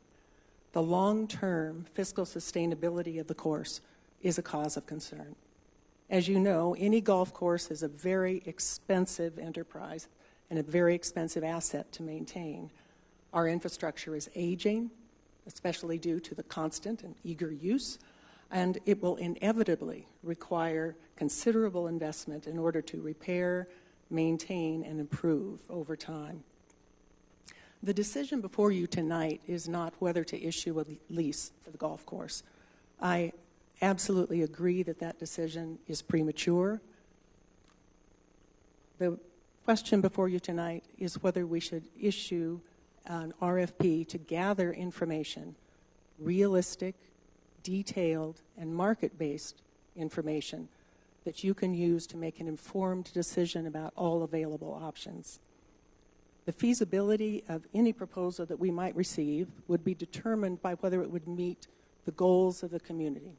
First, we want to maintain that high-quality golf course, and we want to honor our commitments to the community, including all passes, gift cards, and memberships. And we want to ensure that we maintain and improve the golf course. There's no intention of running it into the ground. We want to also minimize any current expense to the city and minimize any possible future expense and risk to the general fund. And only if those conditions have been met would we hope to realize any excess revenue that might be generated from the golf course. The goal of this management lease is not to generate revenue for the general fund, but to ensure the long-term fiscal sustainability of the golf course. I hope that this very brief recap and the information that we provided in answer to your previous questions will help you make a decision about this motion this evening. Marquez? Additional? Yeah, just to tack on to Dorothy's comments, I think one of the items tonight that is important is that you create a good process going forward so that you can incorporate public opinion input into the process going forward. Again, our recommendation is to look at a review committee. I think that could help a thorough review of any options that are out there. Our job tonight is not to sit up here and try to defend a hypothetical management company from operating Broken Tee. We don't know the answer as to whether or not a management company can provide the level of service that we require. That's part of the reason to go out and see what the market dictates. We don't have a lot of information and we don't have the answers, and that's why we're suggesting to go get those answers. This is not a mismanagement issue, as Dorothy said. From an operating perspective, we're solid. It is all about the long-term capital position that we find ourselves in that we're concerned about. I think we agree with many of the speakers tonight that we want Broken Tee to remain a community asset long into the future. And by looking at all of the potential options out there, whether that is to move forward with the management company or not, is a decision that should be made and looked at with the full information in front of you. So I encourage you to think about that process as well. I think that will be important in making sure that you are selecting a process where you're able to thoroughly review what the market provides. Thank you. Questions for staff at this time from council? Councilmember Barentine. Do you have some information on one of the questions that got asked was that the golf course had generated, by giving up part of it, the golf course, when River Point went in, the city got, I think, $4.2 million, and it says here, $4.6 million. So the River Point development gave us $4.6 million for that 70-year, I believe, long-term lease, but only $1.2 million was spent on the golf course improvements, and the rest of it went into the general fund. So there was money that went from the golf course to the general fund. But do we have a breakdown in exactly what the $1.2 million was spent on, and whether they were actual improvements or were they things that had to happen as a result of River Point and the taking over of part of that part, whatever it was at the time? Do we know what that was? We can certainly track those expenses. I mean, given the information that I have that was spent on trees, course improvements, I think that was provided in the that says golf course lease proceeds, fencing, pump house, construction management for improvement. But I think what I'm looking for is how much of that was actually considered an improvement, and how much of that was considered just putting it right from the construction of taking a section of that land and putting it to a long-term lease to that shopping center. If you could provide, I'd like to have that information. I'd look into it, but I don't have that handy tonight. And then again, that there was another, in 1994, there was a $4 million and some change bond done, and that's apparently what we're still paying off. Is that correct? That's my understanding, yes. So it's my understanding from hitting Mr. Black up that it doesn't seem to be a 40-year endeavor to pay back $4 million. So in looking at the financial information that I was provided from some of those questions, it looks like some of that money was refinanced at times to garner some additional funds to do some improvements. I mean, it doesn't take 40 years to pay back $4 million. So if we did use money as a part of that refinancing, could you provide that information on exactly what those improvements were at that time, since we're still holding that debt till 2033, correct? For clarification, which improvements? So it looks like that bond from 1994 was redone again refinanced again in 2003. At that time, according to what you have, only $2.8 million was left on that. And if something was used, if money was used at that time from any of that refinance to do any improvement, then again in 2013, that money was refinanced again out to 2033, and that was $2.5 million basically, or $2.9 million. And whether there was any other money used for that or whether it was just refinanced, we'll have to get some of that money. No, it was just a refinancing. These did not just provide a money. straight refinancing. Because in the 10 years from the 2003 to the 2013, continuing to have this debt and not pay that off, in interest alone, we paid $1.4 million. So I want to try and get my head around a little bit more of the financing of this as the statements that were made earlier. Is it, I guess I'm trying to get more financial information to see just how viable this is, because it seems to be paying an awful lot of debt off and still increasing in revenue each year. So I'm trying to figure out how can we decide what the RFP should say or what we're looking for a management company to do if we don't really have a good financial grasp of what's going on with this right now. So if you could provide some information on some of those upgrades. And it's been garnered that we need another $1.5 million in capital improvements, but I haven't seen the list of exactly what kind of things you're wanting to do with that, and whether we would then expect, in putting it into an RFP, put that burden on somebody else. So if we could get a list of what the $1.5 million is as well. I discussed that briefly last week, 2 weeks ago at the study session. I mean, the irrigation system alone is anywhere from $850,000 to $1 million, and there are bunkers, facility repairs. I don't have detailed estimates on specific projects. And that's what I'm trying to avoid at this point in trying to do this, because we'll need to have details in order to go forward with a requirements of a management company or what we would expect. So I would like to get those details. Instead of having it be anecdotal, it would have to be written down what that $1.5 million is comprised of a little bit more in detail. Well, just so long as you know that 1.5 is an estimate, it is not. I'm not going to be able to come up with specific numbers that add up to 1.5 for a project, roughly. That's an estimate. Thank you. And any Mr. further Mayor? questions, Councilmember Barentine? Going to move on to Councilmember Martinez. We've had an overwhelming outpouring of support for the management of Broken Tea, which I think, like you said, Director Hargrove, is a direct testament of all the great work they're doing there. So my question is, if council decides to go forward with issuing the RFP, it is possible that we could get the information back and then decide changing management is not a good option for us. Is that correct? Absolutely. That's your decision and the decision that will be there if we have the information for you. Okay, thank you. Thank you. I'd entertain a motion for discussion, or a motion to approve so we can begin our discussion. So approved. Thank you. Is there a second? Thank you. Comments on this issue? I would like to comment. I think tabling this matter makes a ton of sense given the amount of feedback we've gotten from the Englewood Men's Club club letter, as well as obviously everyone who's in attendance this evening.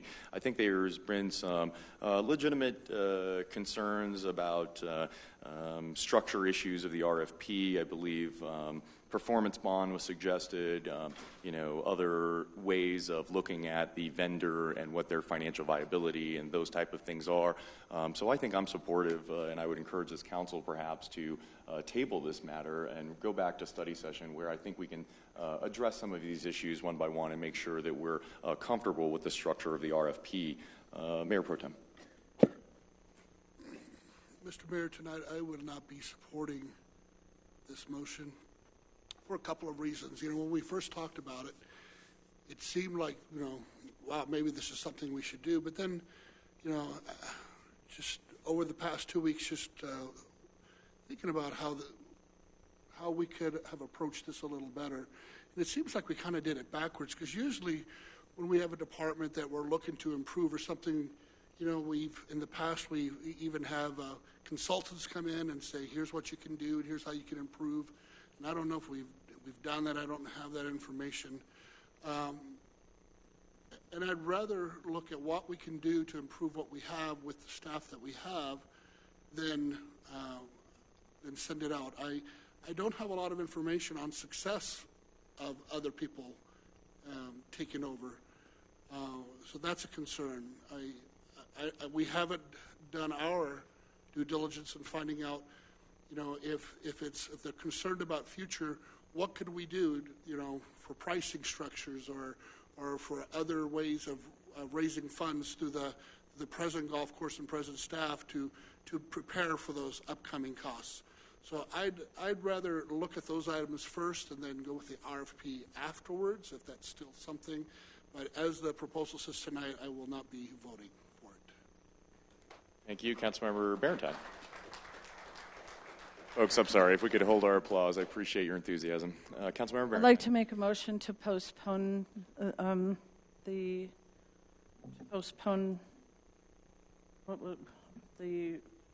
RFP. If we could do that, I believe January would be the best time to postpone this to. Is that possible? Or would we do it to the next meeting? No. To a date certain? Sounds like the suggestion is January 4th, or 2nd, I believe, was the date we had tabled. No, I think I think that's not even sure that was a good one for the last one. So the second meeting in January, I believe, would be a better fit. I think with the holidays that makes it very difficult, and you have a huge amount of interest in this issue, and I don't want to push people right out of coming out of the holidays into jumping into one of our meetings. So I would like to do it for... Mayor Pro Tem, could I ask for a point of clarification before we make this decision? It may be helpful. I'll consider this a point of order. Go ahead. Yes.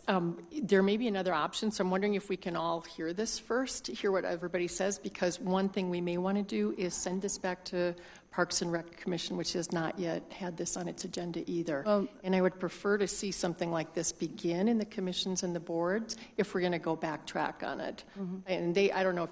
I appreciate that. I believe you can go ahead and still have conversation after I've made the motion, but I'm in the middle of making the motion, and whether I get a second or not, I don't know, but I'm going to finish making the motion.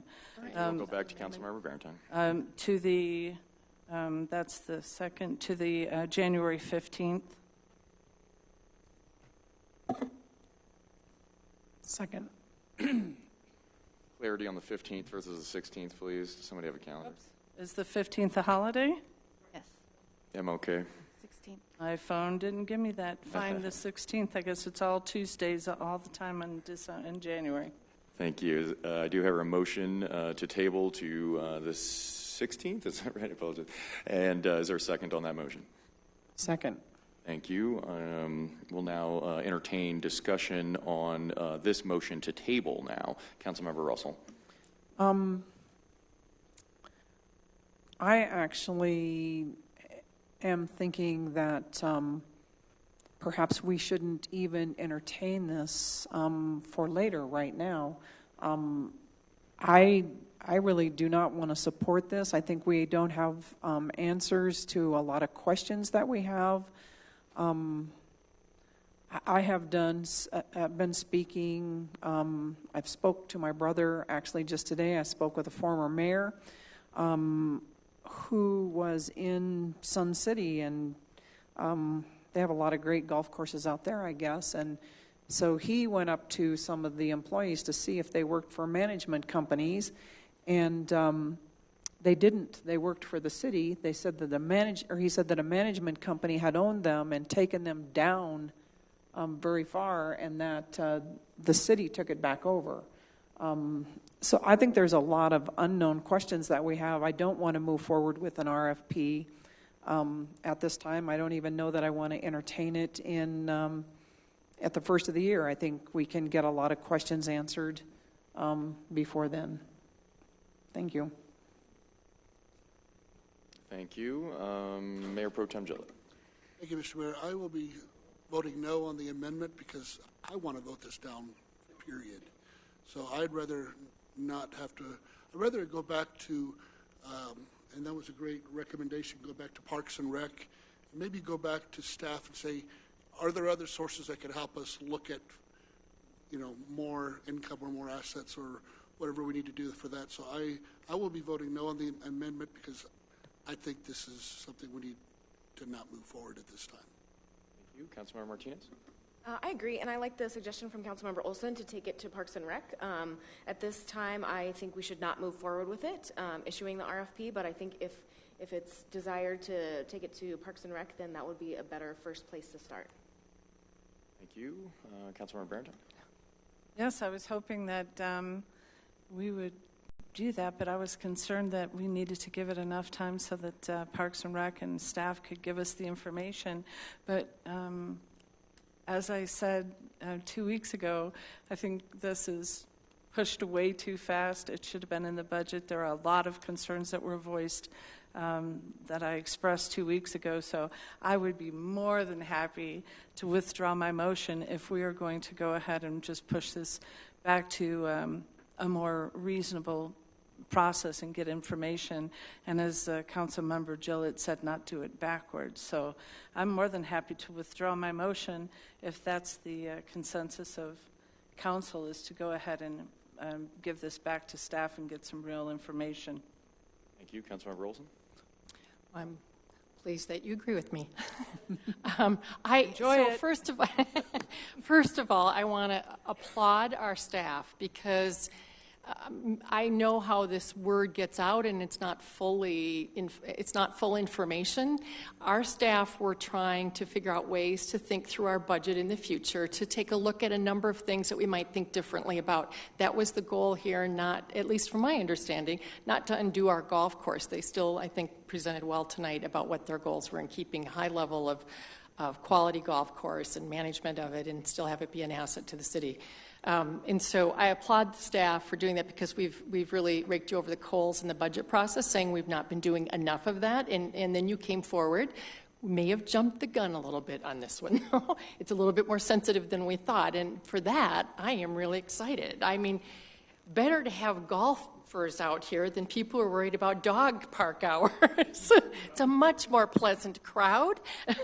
But I want to make sure that this stays an asset. And one of the things that I would encourage us to do is I would like to see it go back to Parks and Rec Board, and I know they probably really want to deal with it too, but for them to look at all of the things that we're doing and where might there be some RFP ways to handle things, and to look at what the criteria would be. But I would definitely want us to make sure that we still keep the high quality of golf course for the long term.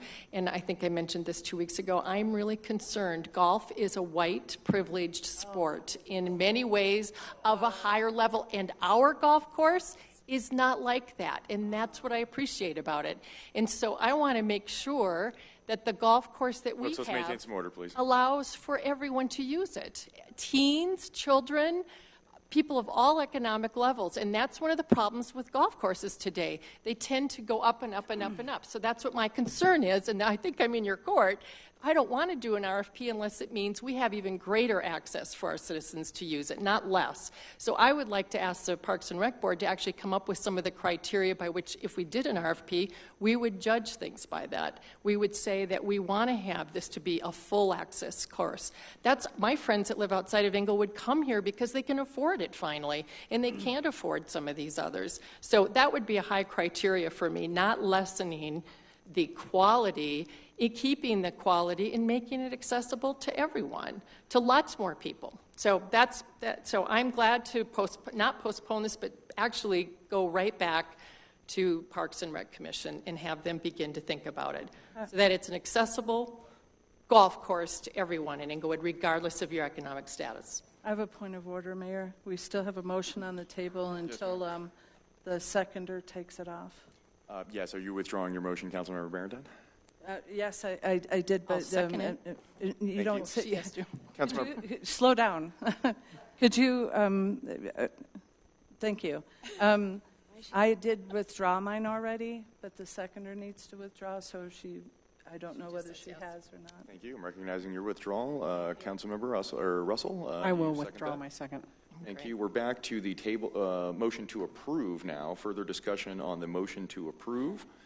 I certainly do not approve supporting approval this evening. I actually like the idea of tabling, going back to study session to try to understand some of these issues. I like the idea of recommendation of going back to Board of Commission, Parks and Rec Commission on this. I guess question for staff, would you want a motion on that if that were the desire of this council body? A motion would be great.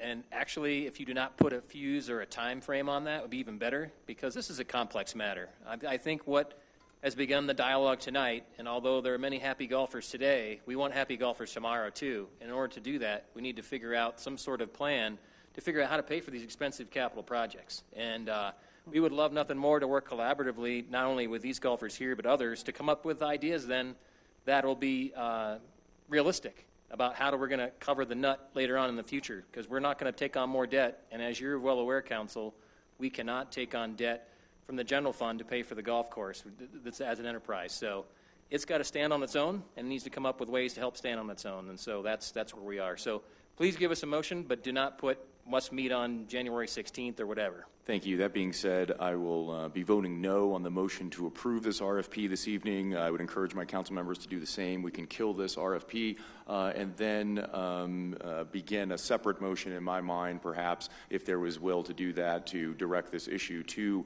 Parks and Rec Committee moving forward. Is that actually necessary? I asked that preference. I heard a response from Manager Keck that he would like to see that motion with no fuse or no timeline, is what I heard.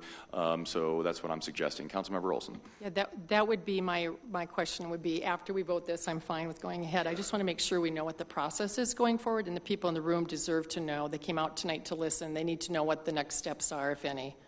Thank you. Mayor It was my understanding, though, that it was just, if we vote this down, can't we just refer it to the Parks and Rec without a motion?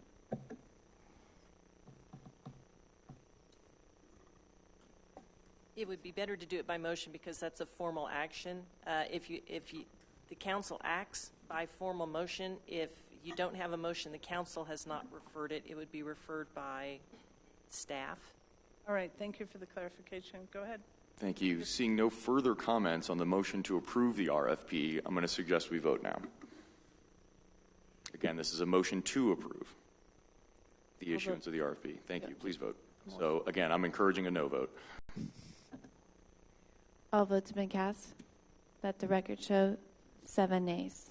Thank you. I'd like to move us on. Perhaps if anybody would like to make a motion to issue this. I'll make a motion that we go ahead and refer it to the Parks and Rec staff. Second. Thank you. Further comments on this motion? Councilmember Olson.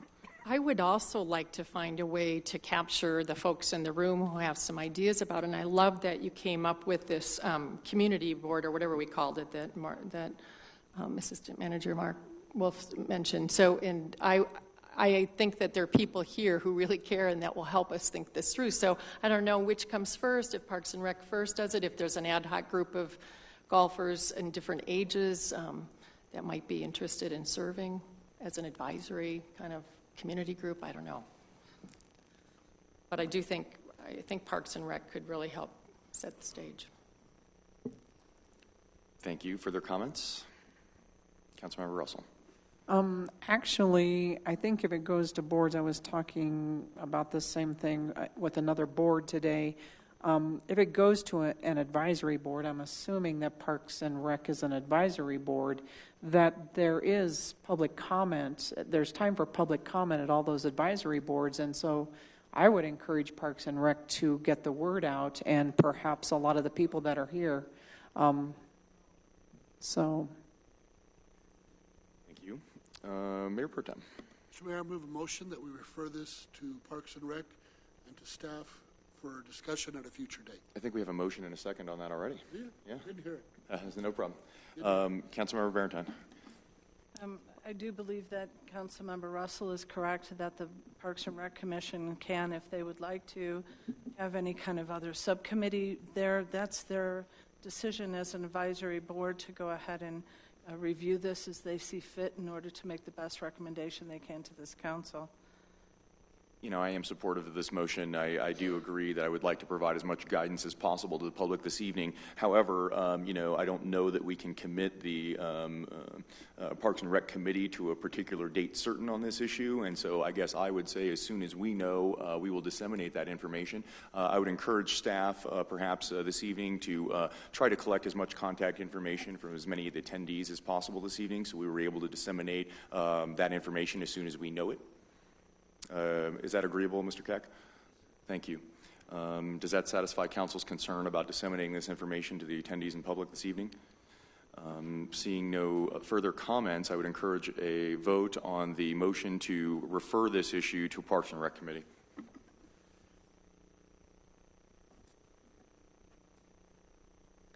All votes have been cast. Let the record show 7 ayes. Thank you. I'd like to move us on to, I believe it's member choice now. Is that right?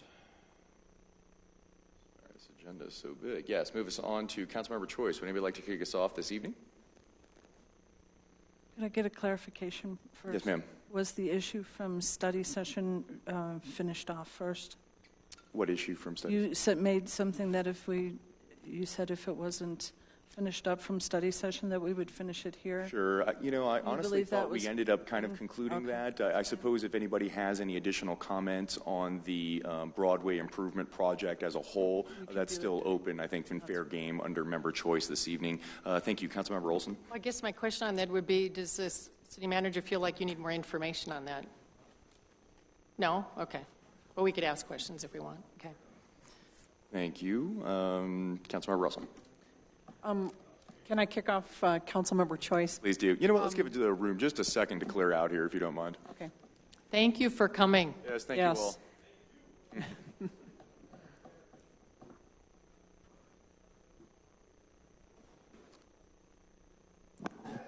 While they're leaving, Gerald Black was in the room even. Hey. How many years did he serve? 40 years? 55. Not so fun.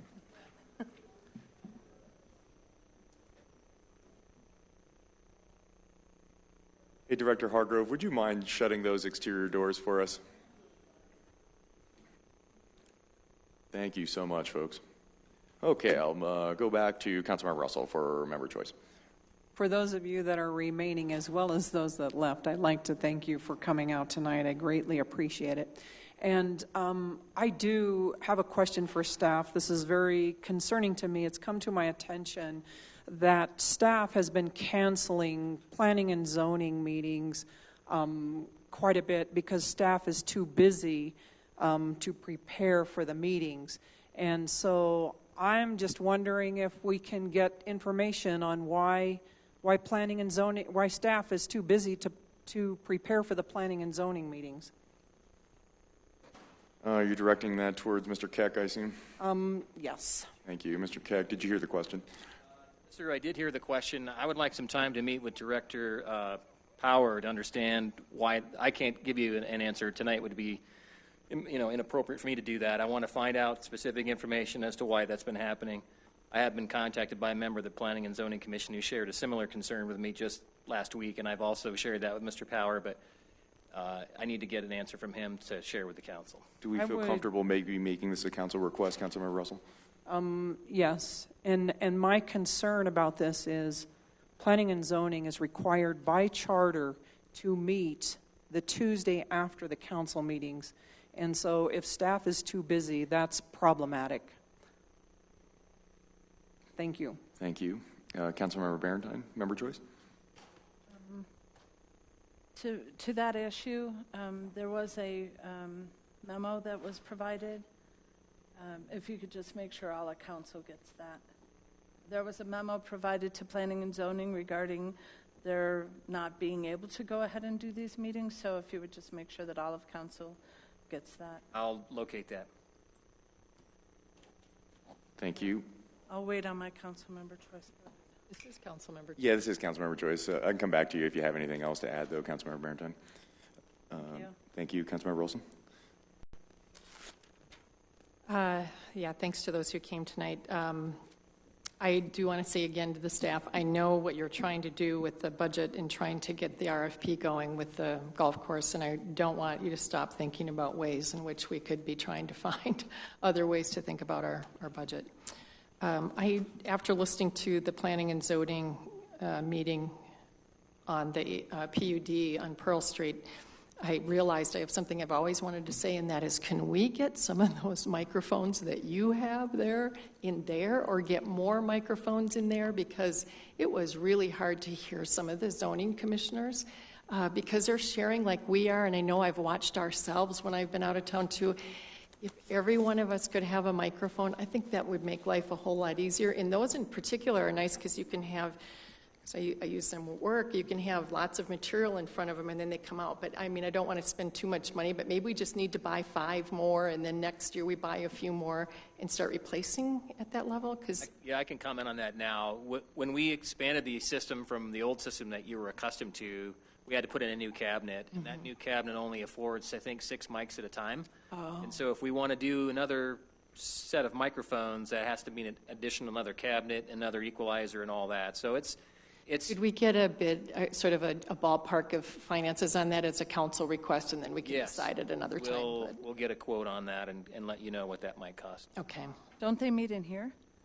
No, they actually move around. So sometimes their study meetings are also in the community room. Sometimes they're in the city council conference room, and they use just a single microphone system. It does, I think, fairly adequately in that room. But it's just like ours in study session. It's no different.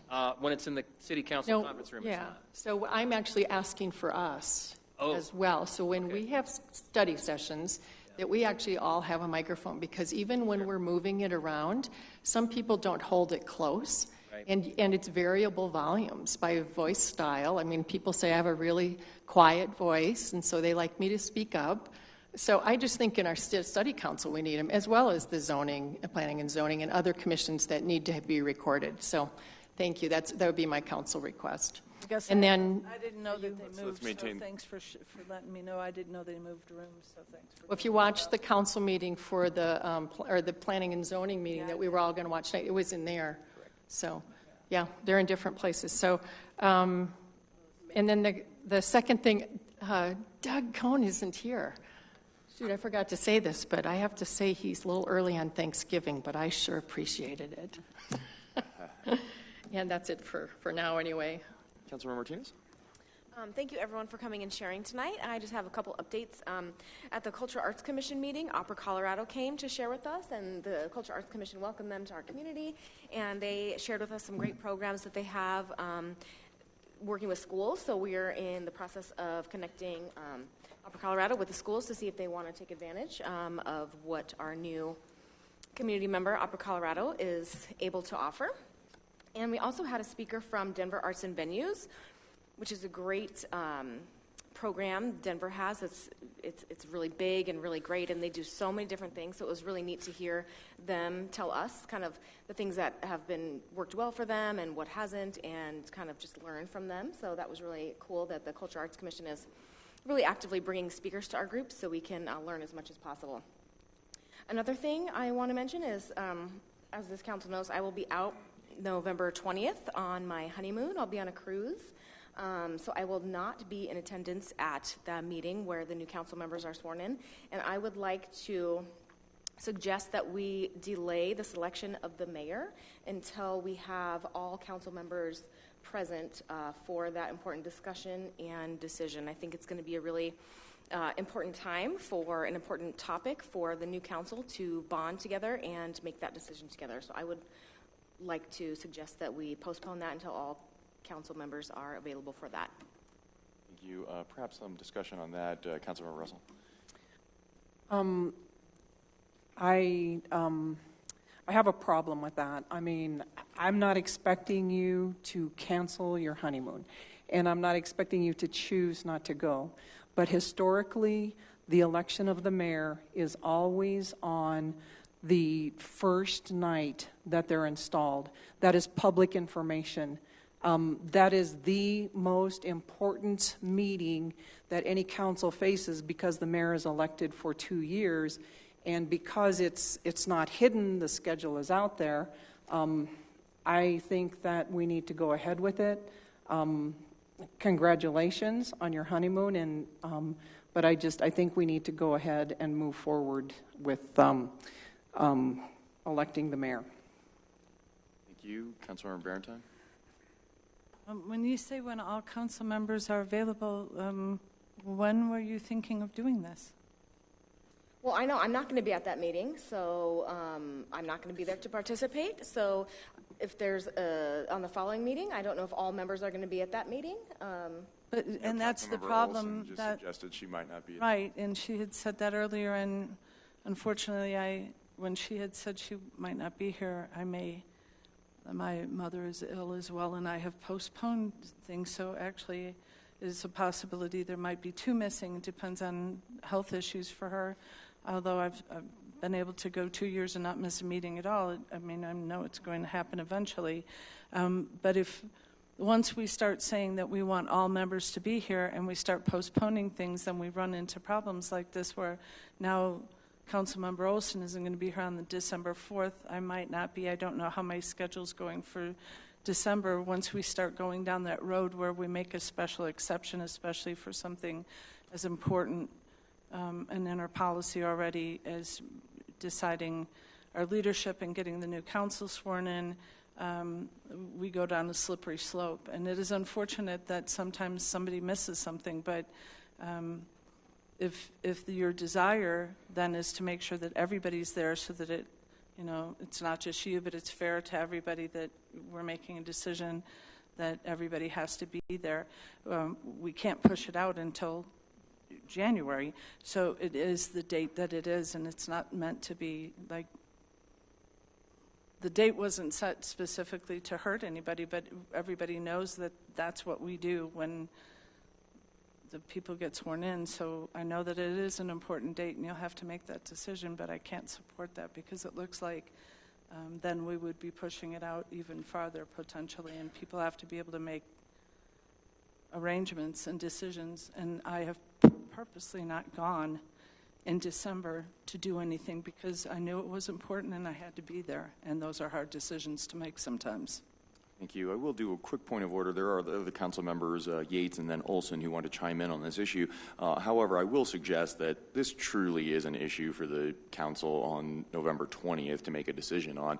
I don't think we can pass anything this evening that would bind that council on November 20th. So I think we're kind of debating sort of a moot point that will need to be decided on November 20th. However, I will allow some further discussion on this issue. Councilmember Yates. First question here. Does charter state that we have to do it on that particular meeting? Charter does not, but Chapter 1 of your code, which is an ordinance, does provide that it's the Monday, it's the Monday after the the first meeting after the general election.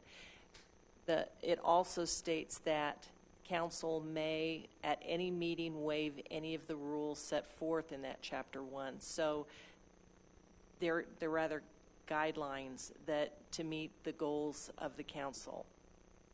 Okay, with that said, the statement that was made that this is a pretty important decision that has to be made that's going to affect council potentially for 2 years. For that very reason, I would say it's in the community's best interest that all elected officials, whoever they may be, are there to make that particular decision. And we would still be following all of our rules if that was postponed for a time period. I just think it's just best for the community health. Thank you. Councilmember Roll. My question really is legal one, can we bind another council to, that's what I thought. So this really is a decision to be made on the 20th.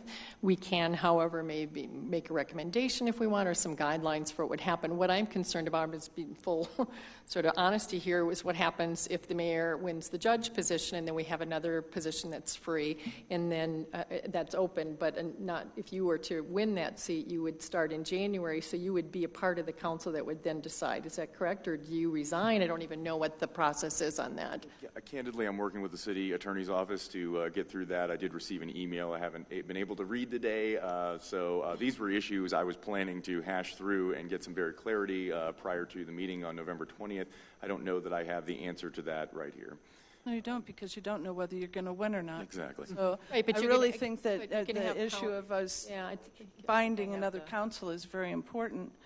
Yeah, let's leave the floor with Councilmember Olson. I apologize. We'll come back to you, Councilmember Barentine. So what I'm interested in finding out is what are the parameters for some of this. I think we can't bind another council.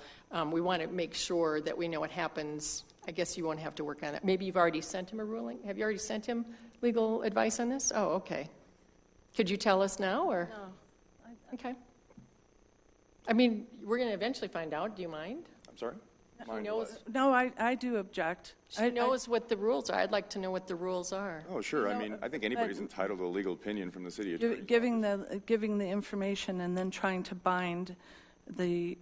No, I'm not trying to bind anybody. I just want to know what the information is. That's fine. Again, if you have a question for the city attorney, it's well within your purview. I thought we were talking about doing the mayor on the 20th. Councilmember Barentine, I apologize. Councilmember Olson has the floor at this moment.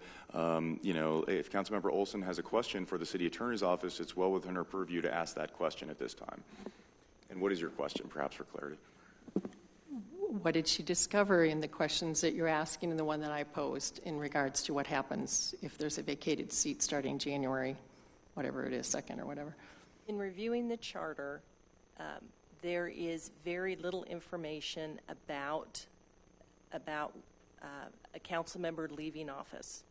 So there's 2 or 3 mandatory situations when a council member has to leave their seat because they move out of the area or something along that line. There is nothing as far as discretionary resignation. There's nothing. So if a council member should be sick or for whatever reason need to resign, there's just nothing. And that really is discretionary to each and every council member if a council member should ever want to resign their position. The charter does state that a council member may not hold an elected position other than city council and may not be paid by another municipality. So a city council member couldn't get a job at another municipality. So the way it sits is that if a council member, any council member, were to run for another municipal office in this city or any other city and were to be elected to that office, they don't automatically lose their seat on the council. They lose their seat on the council when they are sworn in to the new position. So at that point, and for example, and I'm just going to use the judge as a hypothetical, if someone were to become the judge then on January 8th when they are sworn in, at that point it would be a mandatory vacate of the position. But whether or not the individual would choose to resign the position prior to the mandatory vacate, That's totally a personal decision. Thank you. That's really helpful because I think the person has every right to stay as long as they want to within it, and that's really great to know. So then I think the next council has to decide how do they want to make that decision, knowing that there could be really two people that weren't involved in the decision going forward. So that's all we can do is give, it's public knowledge now, and we don't know who has won or who will win, and so it's just good to have information out there before emotions are running high about who won, who didn't. To my standard, it's just being open and transparent and having all the information. So after next week, we can decide, right? That's right. Thank you, Meehan. Councilmember Martinez. Thank you. Thank you for that extra clarification this evening as well. There are tons of what ifs. We don't know anything. There's a possibility that we'll have the exact same 7 council members. There's a possibility we have 3 new members. We have no idea. But I just wanted to bring this up in discussions before that meeting takes place, since I won't be here, fully knowing that the discussion is going to take place twice tonight and then on the next meeting. So. Thank you. Final bite at this apple, perhaps. Councilmember Barentine. Councilmember Yates is correct, and we all know that this is an important date, and all of the council members should be there. And I cannot justify moving the date, because then the very next date is going to be something that another council member can't be, and we just keep kicking that can down the road. It's important. It's part of the job. And if it's important enough for you to be representing, then you need to be there. Thank you. I'd like to move on with member choice. Anything else, Councilmember Martinez? No, that's it for me. Thanks. Thank you. I'll go back to Councilmember Yates, if that's okay. Anything on member choice? The new citizen, I got to say, that is a pretty awesome issue. High class. And I wish Allison was here to hear this, but staff did a really good job on this particular one. So, thank you for that. Mayor Pro Tem? I was going to say the same thing. The citizen is amazing. I'm so glad that we went to that new format, and I hear nothing but applause and good work. The public saying that we've done a great job on that. And I also want to thank everybody who came tonight, and we'll see you on Monday, I guess. Are we meeting next Monday? We're not meeting next Monday. We are doing a new member orientation, I believe. Correct. And We'll I talk would about encourage all council members to attend that. It's not just new members, it's member orientation. And so there are very important agenda items. We do kind of have a meeting. So if you can make it from noon to 8, that's great. We'll obviously provide, I know you're worried about food, we'll provide you snacks and dinner. But we'll also go through many things next Monday. So looking forward to the opportunity to speak with you, whether it's you or new folks, both. Excellent. I'd like to move us on. Councilmember Russell, did you have some comment? Yeah, I have a comment. So if it happens to be the 7 of us, are you still having a new orientation for the 7 of us? Yes. The attorney wants at us. Yes. The answer is yes. Or time to reverse. Excellent. I'd like to move us on to Mayor's Choice. I did just have a couple of items. I think I announced the new director of Denver Regional Council of Governments, Doug Rex, last time. Just want to highlight that. Wanted to also highlight the event that happened over at Mayflower. They had an awesome public event with some live music and things on Sunday, October 22nd. That was a great event. Also wanted to thank staff for their efforts on the student art recognition. Thank you, Councilmember Martinez, for helping make that a memorable event for the 50 students, or actually more than that, 63, I believe, who were recognized. Again, I think one of the most important things we do is provide opportunities for youth achievement and, of course, recognition when our local youth do make those achievements. So looking forward to have the 13 finalists who actually are featured in our calendar here very soon. So wanted to thank everybody for that. Also wanted to welcome May's Law, a new law firm on South Broadway. We had a grand opening on 11/3, Friday, November 3rd. I wanted to welcome them to our community. If you have any injury, legal needs, they could be great. I I also wanted to highlight the email that was sent from Sam Mamet's office this morning regarding some very substantial federal policy issues that we have a very narrow window of opportunity to get involved in. If any council member is interested in that process, I assume our city manager's office will spearhead some communication there. Obviously, a good opportunity for us to be real advocates on behalf of our community on this issue. Councilmember Valentine, I'll go back to you for more member choice. I just wanted to know if that was turning your block into the legal district. Pretty quickly, I guess. Huh?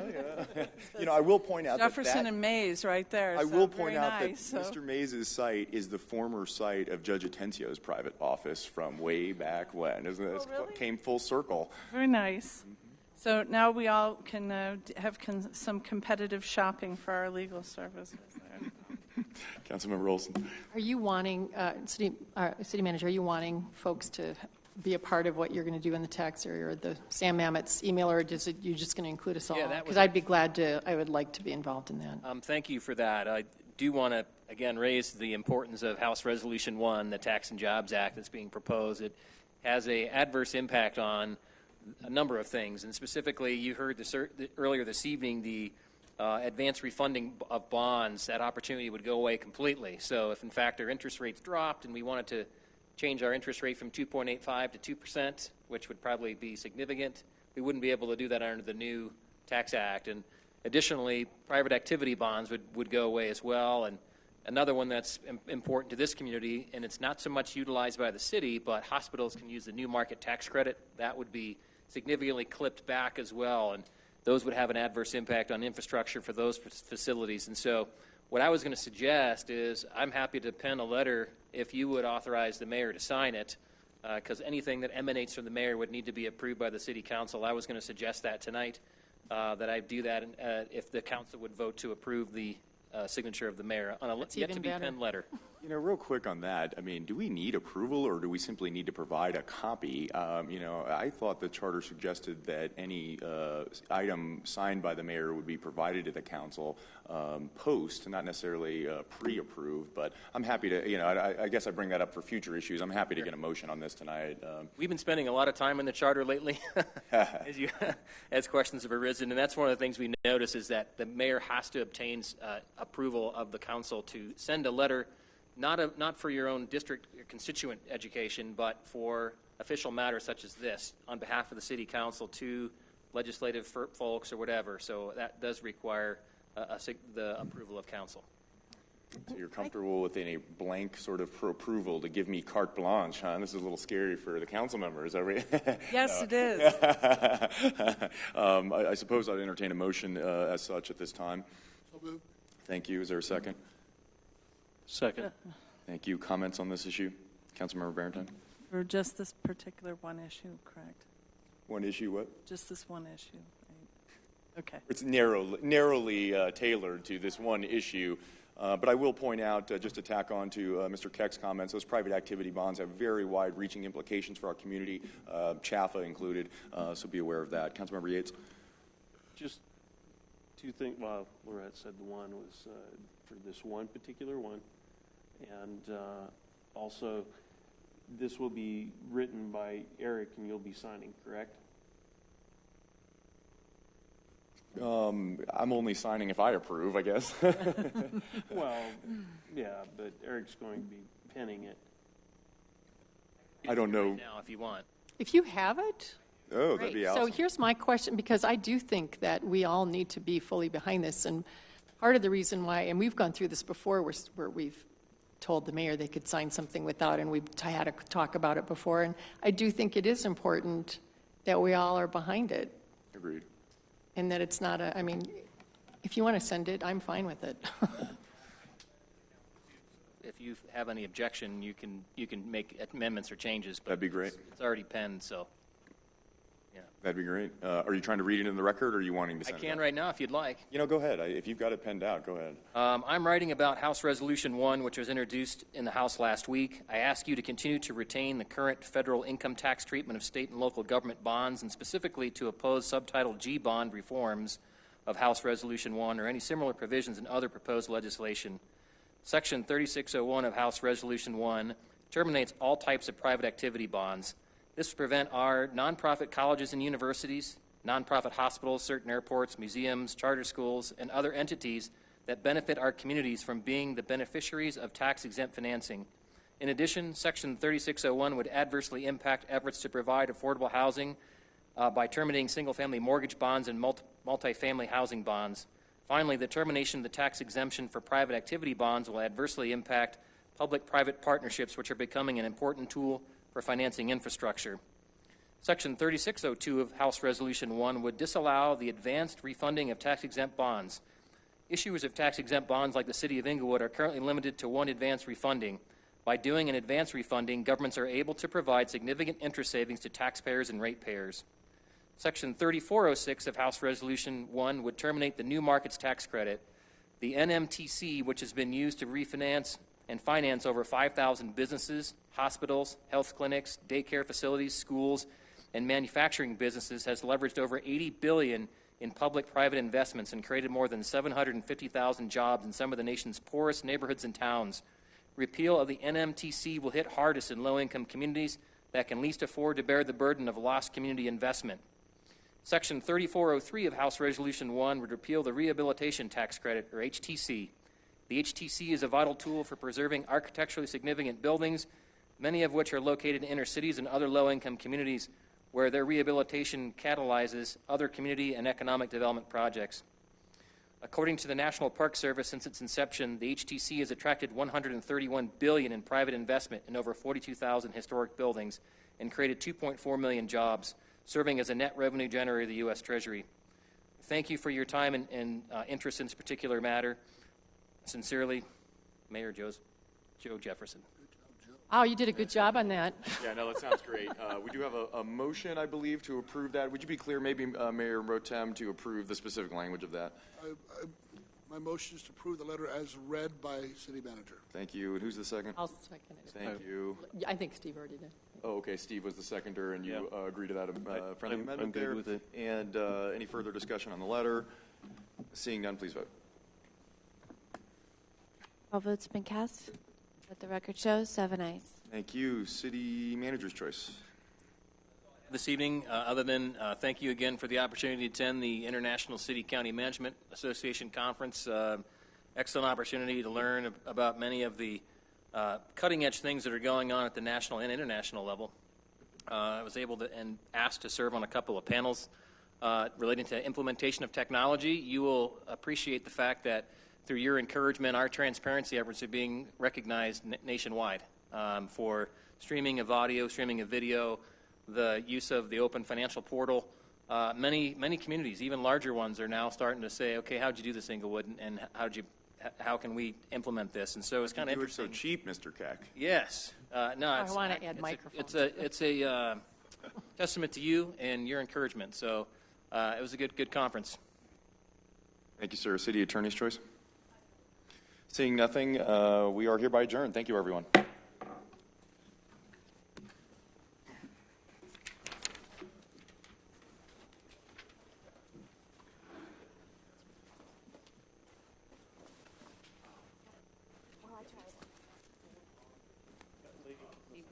That's the fact. Can I? Yeah, go ahead.